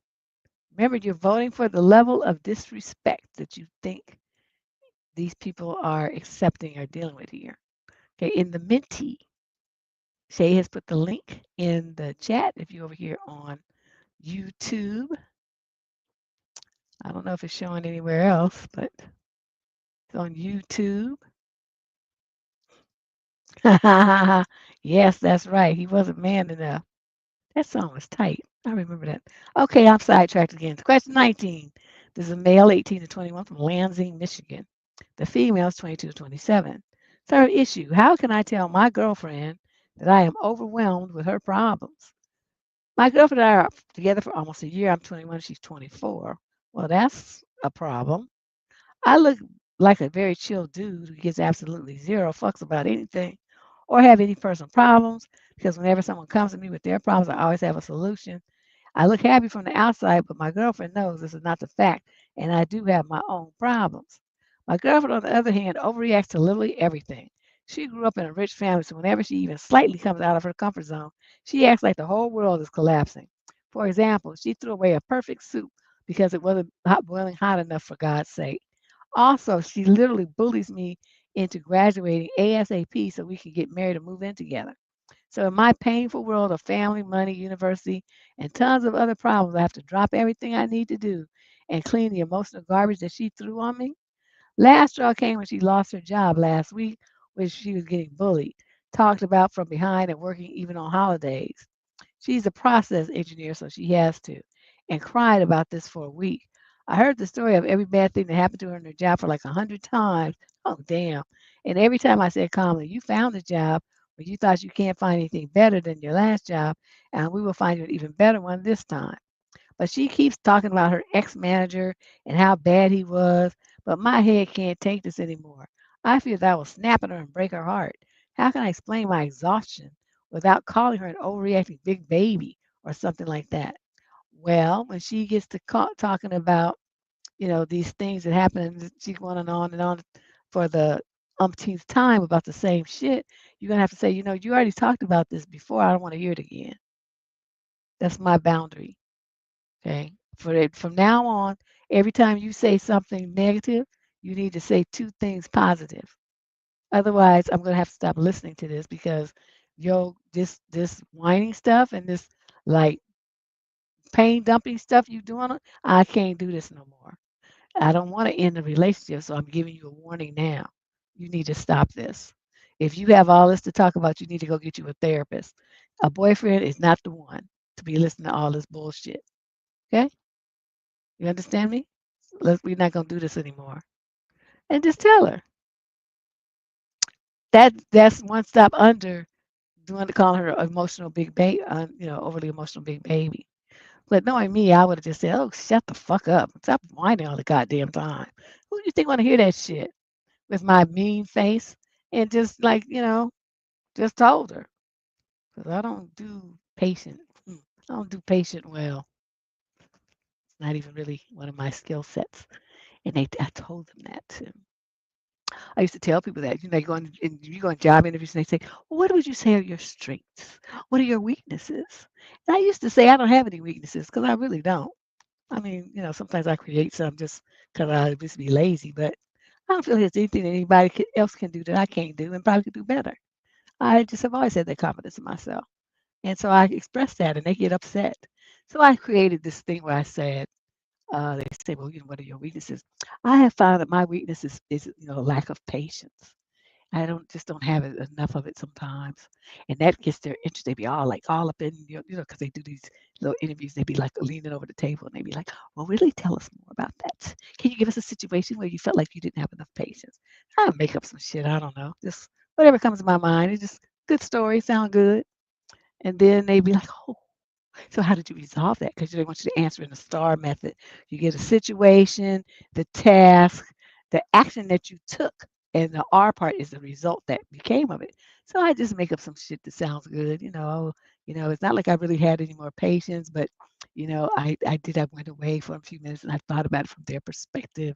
And I thought, well, if it was me, I'd want to take this approach, the person have patience with me because maybe I don't know, or I'm young, or I'm experienced. It's my second job, my first job. And so then I go back and act like I had all this, wonderful insight and some epiphany about this person's sad life and how my patience might help them grow.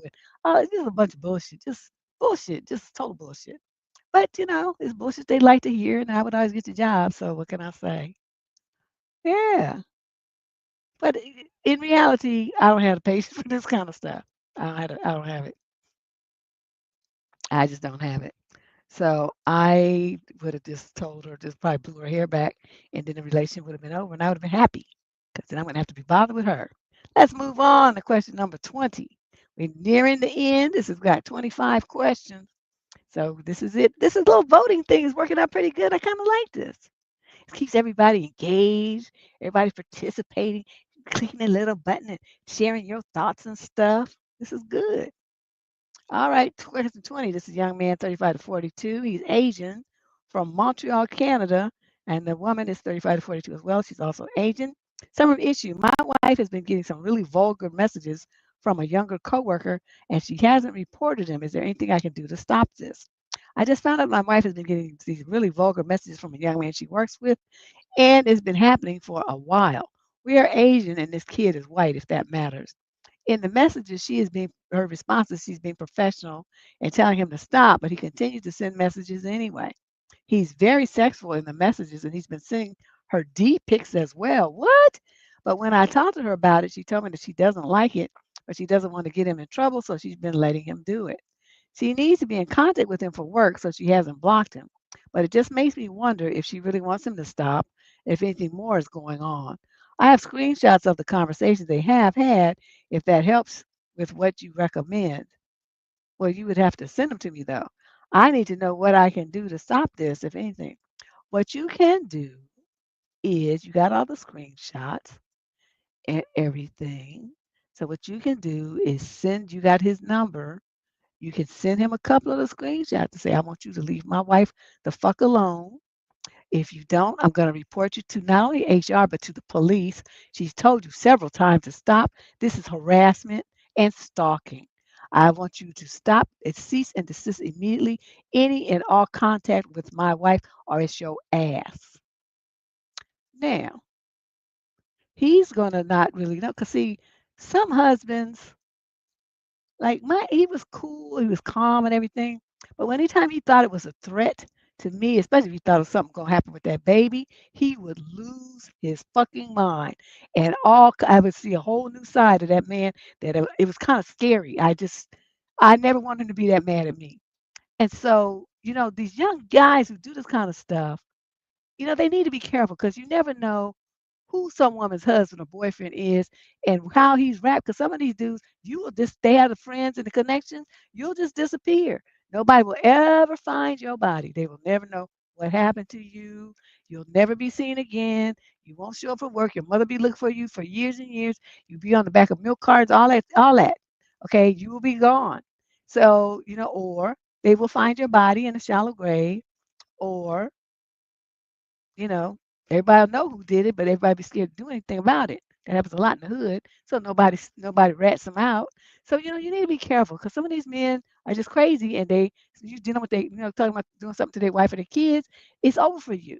So this little boy right here needs a reality check.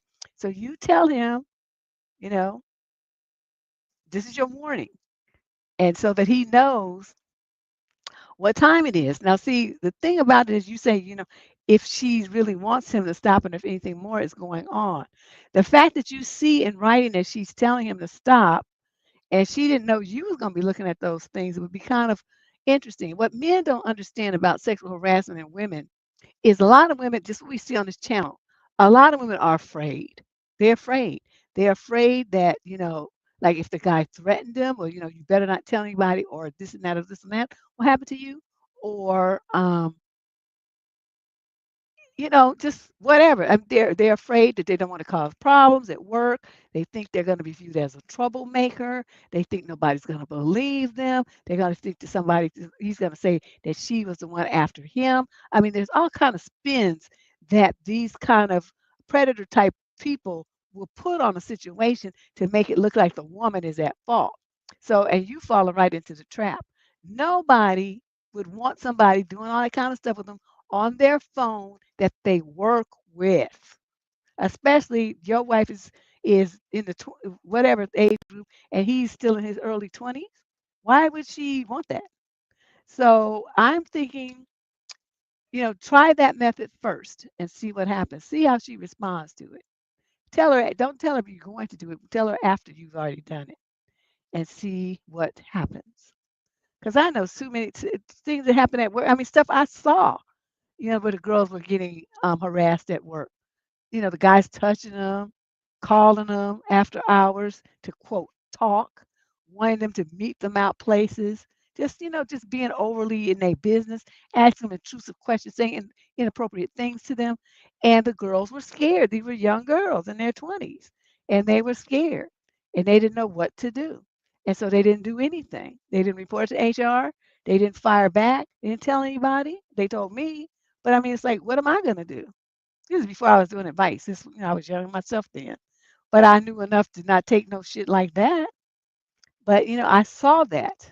And so that's why I can say with confidence that a lot of women are easily intimidated and fearful of reporting that kind of stuff because they think it's going to cause them a problem that they can't handle and that they'll look bad or people blame them and all this kind of stuff here.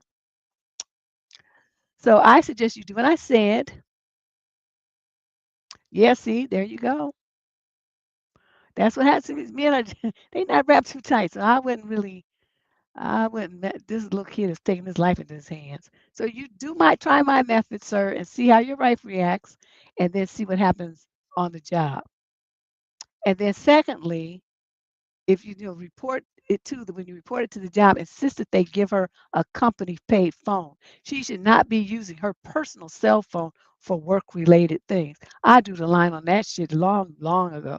So they want me to give we want you to take calls, you give me a phone. Because remember we used to have minutes? You have minutes on your phone and they want to be using up your minutes? Oh, hell to no, you're not using up my minutes. You want a phone, me to have a phone where people to get in touch with me, you're going to give me a phone. It's going to be on you. All the costs are going to be out of your pocket. So then once it's on company equipment, if he does that kind of stuff, they won't need a subpoena or anything to get the information. It'll be right there. It's their property. They have every right to look at anything that's texted, written, emailed, whatever, talk conversations, numbers called out, numbers called, numbers in, numbers out, because it's their property. That's the setup. That's how you want to trap him. So you insist that that happened and she get her new phone number after that too. Let's move on. Question number 21. We got 25. She's 28 to 34 of mixed racial heritage from Santa Ana, California. Summary of the issue. What should I do differently to find a man who I don't need to mother? Ooh, this is interesting. I'm 28 and I've been back in the dating world for the last 3 years after divorcing my high school sweetheart.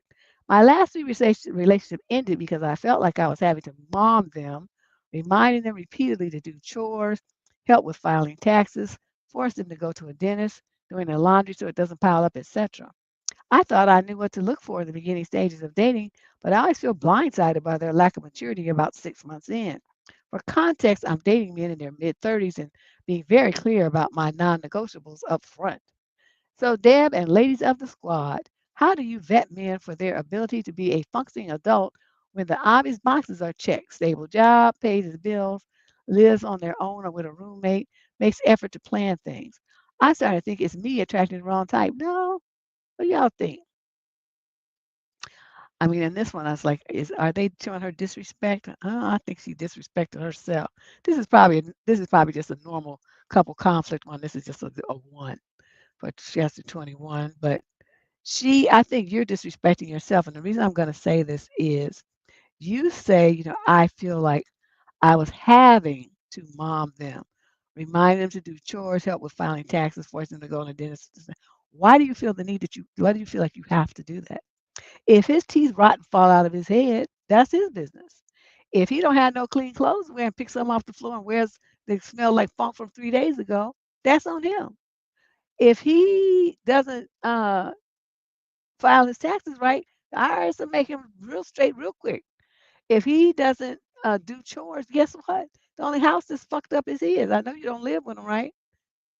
Because you say you back in the dating world. So he don't do his chores, then that's on him. He don't do his chores, then the shit just be fucked up. I mean, why I'm trying to understand why you feel the need to step in and manage a grown man's life. You're doing this to yourself, right? Because if you go in and he's laundry all over the place, well, just turn around and walk back out of his house. Don't go there no more. So he gets his shit together. So I mean, I'm seeing that you're looking at superficial stuff. He got a job, he pays his bills, he lives on his own, he makes an effort to plan dates. That's superficial, silly stuff for somebody 28 years old. You need to be looking deeper. How does this man live his life? How does he interact with people on a social level? Who are his friends? How does he think on major issues of importance to you? Those are the kind of things that you should be focusing on at 28, not dates and I mean, yeah, you want him to have a job and pay his bills. I mean, that's just like the basic accoutrements of adulthood. You don't get kudos for that. That's everybody should be doing those things. So I really think you need to go through some videos on this channel, Yeah, you need to really look at there's a video called Vetting a Man. Look at start there and then look at this What's in it for me series so that you can see when you're dating a man, there's a certain things that he needs to be bringing to the relationship and bringing to you. If those things are not there, I don't care how many jobs he got and how many bills he pays. We're talking about personal things that he brings to the relationship that make you happy and want to stay there or stay with him. If those things aren't present, then there's no point in continuing the relationship. And that's what you're finding out. You feel like you have to mother them. And I'm thinking that you're doing that. You just stepping up and doing that on your own. Nobody asked you to do all that shit. Stop it. Mother yourself. Question number 22. Yes, let's move on because that one really didn't have that much of an issue with respect. She's 22 to 27 from Tulsa, Oklahoma. Sorry of issue. My husband often criticizes or makes jokes about my appearance and it hurts my self-esteem. Okay, here we go. This is definitely going to be a respect question. And I don't know how to talk to him about it in a way that he'll understand. My husband and I have been married for about 2 years. So you've been dealing with this for 2 years, and you think in all the ways that you have brought this up that you need new words to make him understand. Ooh, you women should just kill me. I am generally happy in our marriage and he takes good care of me. But the one thing that bothers me is the frequent criticism of my appearance or even sometimes being made fun of for things. There are some days where I choose not to wear makeup if I'm just running a quick errand or if I want to let my skin breathe. And he'll say things like, well, why do you look so busted? Wow. Or are you not going to put on any makeup today? It's not like I look unkempt or anything either. I keep up on hygiene and general grooming, but I feel so ugly when he says things like that. You need to channel your inner Deb and fire back at his ass. Then on days where I put in a little more effort than usual, sometimes he'll say, like, why do you have all that makeup caked on? I feel like I can't win no matter what I do. Yeah, he just want to be fucking with your self-esteem. With clothes, it's the same thing. Some days I want to dress more comfortably, so I wear like a t-shirt or yoga pants or something. And he'll be like, that's what you're wearing? But if I try to dress up, it's, well, why are you dressing up so much? We're just going to blank. It's not like I'm dressing inappropriately for the occasions either. But at some point, I just don't feel confident in anything that I do. I've never exactly been the most confident in my appearance, but it's at an all-time low right now. He also sometimes makes comments or jokes about my body, especially things I'm insecure about. My cankles, my chubby elbows, my cellulite. It's not like I was skinny when we met and let myself go. I've maintained the same weight and appearance, so I don't understand why the comments are necessary. He always says these things in a lighthearted tone, but they're still hurtful. I tried to talk about all this once, and his response was basically, well, if you're unhappy with your appearance, do something about it. You don't have to any right to complain if you're not making an effort. Other women never leave the house without makeup, take care of their body, and put effort into their appearance. Why can't you? Which has some truth in it. But you said if you do, then he tells you have why do you have makeup caked on? And you didn't fire that back and remind him of that? I feel like he didn't understand my point and that his comments are hurtful, affect my self-esteem, and that I want to feel that he loves me and is attracted to me for the way that I am. He also said his comments are, quote, just jokes, and that I'm, quote, being too sensitive about it. Yeah, both abusers always say that. I don't know how to talk about him in a way that he will understand my point and actually take me seriously. You need to cuss his fucking ass out. Yep, there's the votes right there. People are like, oh, yes, he needs to be, as you said, put on a spit and roasted. So he gonna talk about your appearance. Well, let's talk about you for a change. Let's talk about you. And then you start reading him. So now he's in his mid 30s, right? So something should be going wrong with him. Is he getting a gut? His muscles turning flabby? His hairline receding? He getting a thin spot in the top of his head? Is he trying to have some gray hairs? What's going on with him? Let's talk about him for a change. Talk about his wardrobe. It's like you haven't updated that shit since 1975. Like you on Saturday night, John Travolta ass. Or I mean, I don't know what you know your husband. You know what his sensitive spots are. That'll be the time when you go out there and you start making them 3 points with his ego, and just lobbing them grenades at him. You don't let some man talk about you like that and you don't hit back ever, ever. And I mean this. People are like, well, that's not really the healthiest thing for in a relationship. Okay, why is it on me to be the healthy one when I'm just, I have to carry the burden of being the healthy one while this person just like shits all over me with their opinions and nasty words? And I'm supposed to just sit there and take it because I want to be, quote, the bigger person. I've never wanted to be the bigger person. I want to be the petty person. I want to be the person that gets you back. I want to be the person that you think about years later and say, oh, she told me a new ass. That's the person I want to be. I don't ever want to be anybody to say, well, you is the bigger person. Fuck the bigger person. Because you know the bigger persons are never the ones that go down in history. You know that, right? Nobody writes about the bigger people in history books. Nobody gives a shit about the bigger person. They care about the people who was the novel, the unique, the ones who did shit. I want to be that person. And I suggest that you kind of, you don't have to be as savage as me about it, but you do need to understand that the fact that you just talk about your hurt feelings and stuff, that comes across as weak. You have not once rose up on him and said, stop fucking talking to me like that. Say that shit to me again, I'm going to file for divorce. Because one thing I don't want to do is deal with a man who thinks it's okay to shoot grenades and try to hurt my feelings. I already told you I don't like it. I want you to stop, and you didn't stop, so you do it again and watch what happens. This shit here will be over. Because this ain't my idea of a loving marriage. You on some bullshit. And see, if you had said some shit like that to him, then he would understand. But you're like, oh, it hurts my feelings. This is unkind. I don't think you should talk to me like that. You can't talk to motherfuckers like that. You better put some bass in your voice and cuss his ass out right quick. Then he'll understand. They get like, oh, the lights done come on. I can see now. I got 20/20 vision. I wish some man would act stupid like that to me so I would have a license. I just have a permit to be a fool. I just like to be one anyway, just on GB. But then you have a license, a permit. Ooh. Let's move on to question number 23. She's female, 28 to 34, from Naperville, Illinois. The other female is 35 to 42. Summary issue. My big brother's wife wants to reconnect after cutting me off, but I don't feel comfortable. Thank you, Candace, for choosing my letter. I'm looking for advice on a situation that's been bothering me for a while, involving my older brother and his wife. I'm 30 and extremely close to my big brother. He's 38. He's always been a big part of my life, like a second parent in many ways. He got married about 3 years ago to someone I'll call her L, who from the beginning didn't seem to like me much. When they first got engaged, L called me a few times asking personal and sensitive questions about my brother's previous marriage. I tried to be polite but found the questions intrusive, so I avoided answering and gradually stopped engaging. After their wedding, she didn't speak to me for nearly 6 months.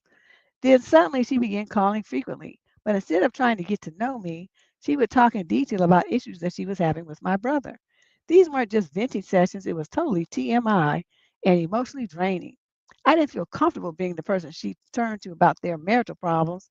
So after a few months of this, I told her that I didn't want to be involved in these conversations anymore, and that's when she stopped talking to me. Not a word after that. Good.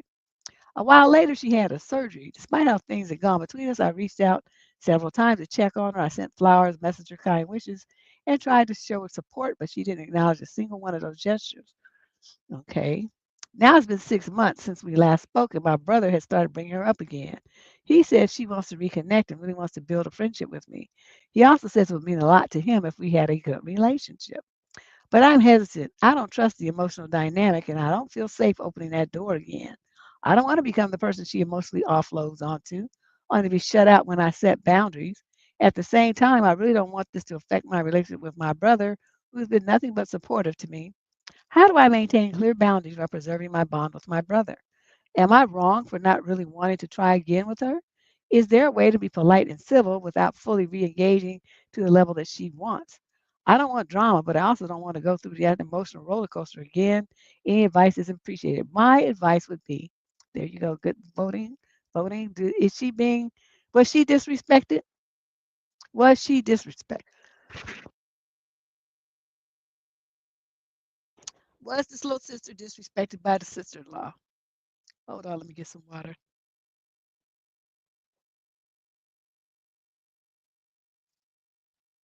And if she was, at what level? I'm going to say this. You are a little slow on your boundaries from the beginning for you to be that old. When she starts calling you, asking you about the previous marriage, you were supposed to shut that down immediately. Say, this is really not my business. I don't feel comfortable asking you answering these questions. Plus, I wasn't in the marriage, so I really don't know. Anyway, if you want to know questions about my brother's previous marriage, you need to ask my brother. Click. That's all you had to say. Okay, you could have shut all this other stuff down, but you didn't do that. Then, she's starts calling. Instead of trying to get to know you, she talked about issues she was having with your brother. The second she started doing that, you're supposed to say, whoa, whoa, whoa, wait a minute. When I told you I wouldn't want to talk about his first marriage with you, I also don't want you talking about his second marriage with me because it's not my business. It's not my business, and I think it's inappropriate for you to be sharing these kind of personal details with me. That's my brother. I don't really need to know him on that level. That's y'all's personal business. Keep it that way. Okay? Capiche? And then click. But see, you didn't do that either. So now here you come, all on the late freight, talking about, how do I re-engage with boundaries? You're going to set clear boundaries from the get-go. You're going to you put it in writing if you have to. Say, what's her email? Let me send her an email. And say her name. So, dear L, um, whatever. Say your brother's name is Donnie. I don't know. Donnie expressed his desire that we, reestablish some kind of a friendship, acquaintanceship, or something, and our communication. That we reestablish communication, and that would make him happy. I'm open to that. If you are, period, new paragraph. However, before we do that, I want to make sure that we're on the same page and we avoid some of the conflicts that we had in the past. So we're going to set the boundaries and the rules of engagement. Number one, you shall not tell me about any personal things between you and my brother. It's inappropriate. I don't need to know those personal things about you and your marriage or my brother. Number two, I don't ask me any questions about anybody other than myself. So no questions about his exes at any time or anything else about his relationship or the family. If you want to know anything about any other individuals, this is number three. If you want to know anything about any other individuals, please ask them, not me. I do not want to participate in any kind of he say, she say, or gossip. And number four, I'm happy to talk with you about anything that concerns myself so we can get to know each other on a more personal level. But that's where we're going to limit our conversations to sharing information about ourselves. If you think if you can work within these parameters, then I'd be happy to be engaged with you. If this is not, then we can continue with things as the way that they are. I'll inform my brother. Thank you for your attention to this matter and whatever your name is. Okay? That's what you have to do. Yeah, she's a little slow. She's a little slow. But yeah, shut that shit down real quick. All right, so there are people, everyone has voted. Yes, a little disrespectful. Yep. She's disrespecting her husband mainly, as I think about it. And the girl secondly, but mainly her husband. Because she's trying to go behind his back to get the tea. Why can't you just ask him? Would have been my main number one big question. Let's move on to question number 24. This is oops, let me move the slide. Sorry about that, people. She's 22 to 27 from Vancouver, British Columbia. Summary of issue: how to know if I should end a 3.5-year relationship with my partner. He's 34 and I'm 23. And we've been together for over 3 years and living together for 7 months. Recently, there's been a pattern of him raising his voice and getting disrespectful. Twice now, he's called me a P, blankly blank, blank, blank, blank, in a raised voice. Wow. Mhm. And the most recent time, I left for the day with our dog to get some space. On subsequent phone calls, he did not take accountability. He gaslit me and he swore even more. And you still with him? Eventually, he settled down and we had a long conversation, still refused to take accountability. It wasn't until the next day that I got a very short, but I think genuine apology before he left for work. I came back home, but work has been really busy the past week and we haven't had a chance to discuss much or spend much time together. I'm really struggling on whether to end the relationship or not.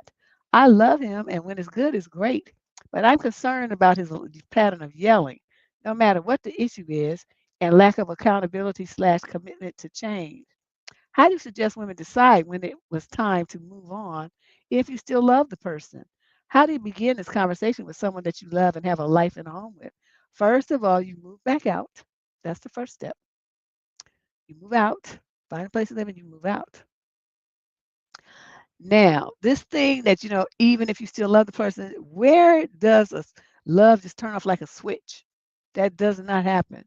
It takes time for relationships to die. That's why a lot of people go back and forth, back and forth. It takes, they break up, get back together, break up. But basically, the relationship is dying. They're just, giving it artificial respiration or whatever, CPR, to try to, because they just used to each other or something.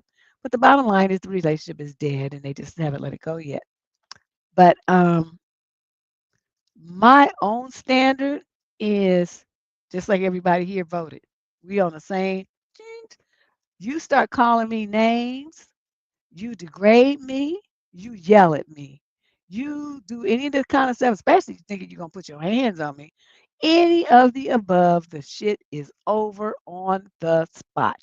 I don't take any of that. We're not doing it. Not doing it. Not from no man. Not gonna do it. He gonna double down when you left the house. He gonna swear at you some more, and you still there. You still dealing with his ass. Yeah, but I love him though. Love him though. You better love yourself. The fact when it's good is great, but I'm concerned about his pattern of yelling. Yeah, and you want him to change. A man is like he's 34 years old. He's like 11 years older than you. He is what he is. I mean, dude's on a downstroke to 40. You think he's gonna change? No, what he's gonna do is just get a new woman who's gonna tolerate his bullshit. That's what they do at that age, and they keep doing that until somebody throws dirt on their face, and then it's all over. Yeah, he called her a B, and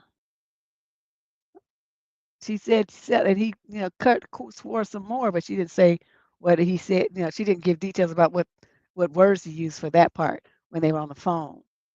He didn't take responsibility, and he gaslit her. And so, what that means is like, well, you're taking it too seriously. I didn't say that, or I didn't say it that way. That's how they say it. You're taking it wrong. They try to, flip it around so it's your fault. It's the same words all the time.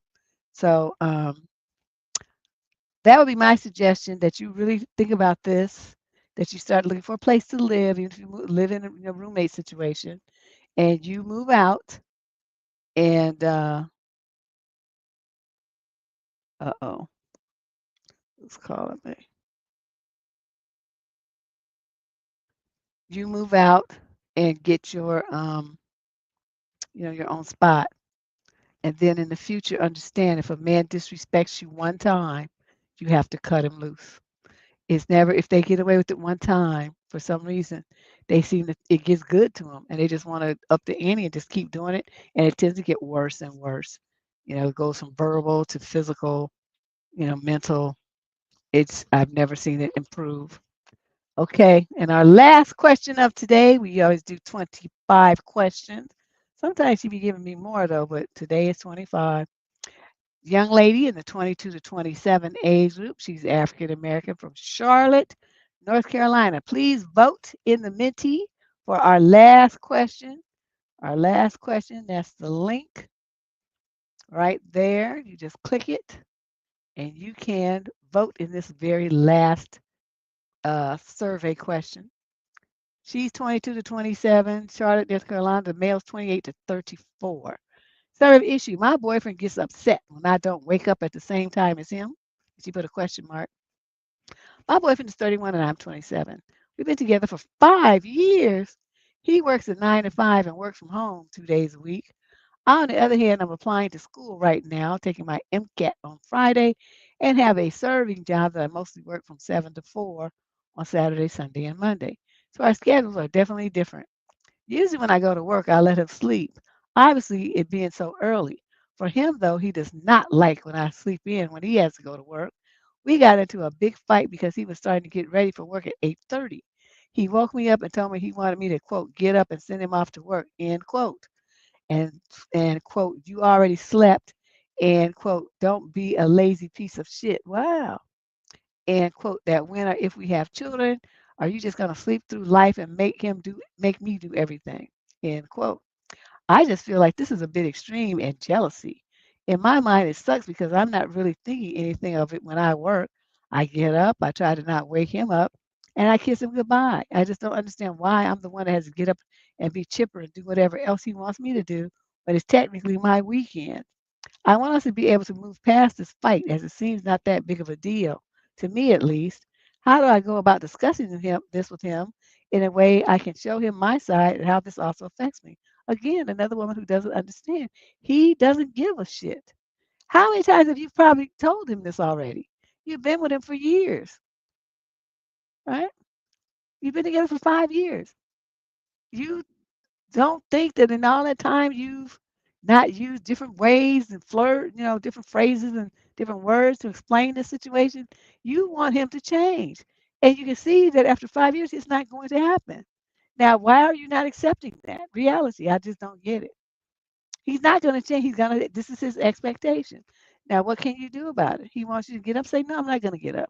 You keep fucking with me. I'm going to move the fuck out of here and we're going to be over. You're not showing me any kind of respect for the rest. I want to have it out. I want to spend my time. If you hopping around, getting up and shit, motherfucker, get up and do shit yourself. I'll see your fucking ass when you get back home.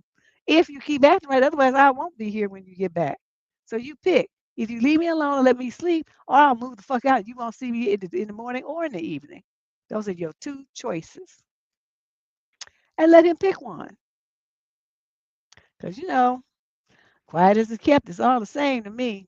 Because I just thinking if I move out, I'll be able to sleep as much as I want to 7 days a week. So, either you let me sleep and I'll be here with you, or I'm going to go somewhere else and sleep. Those are your two choices, son. You're gonna make it one of them's gonna make it work. But see, you being too nice to him and going around talking about how can I explain it to him and stuff like, you know, I have to add that Shay. I need to ask that this is stupid. Yeah, I think I can squeeze 6 on here. I'll do that next week. It's like this is stupid. You funny. But yeah, I think this went pretty good. I just got this brilliant idea this in my sleep last night. I woke up, I was sat straight up in bed. I was like, ooh, that would be fun. Because I haven't, used this for the show much. I think I used it in February for something. But other than that, I, mainly use it with my clients. So uh it's good. It's good to be able to use some of this money I just spent on this damn thing. All right. So this was fun. Stop sharing this and come back to reality. That was good. Thanks you guys for participating. I hope you enjoyed that. I enjoyed looking and seeing what you guys had to say. Yeah, I like that too. So I'll be back next Sunday, and there's like the second week of July. I think I'll do a show in the middle of the week, and but I need time to get that together. And then in November, you can look on the community wall is when I'll be doing the webinar on respect. I'll remember to get the URL so I can put it in the chat and stuff so you guys start looking at it. But right now everything's on the community wall. The event is on Eventbrite. It's $12, not a lot of money. And you know, we'll see what we can do about that. It's an hour and a half of me talking about respect and how you need to have some. That'll be on November 8th this year. All right. So you guys good? It was good seeing you. And I'll see you guys again next Sunday. Okay. Bye. Bye bye.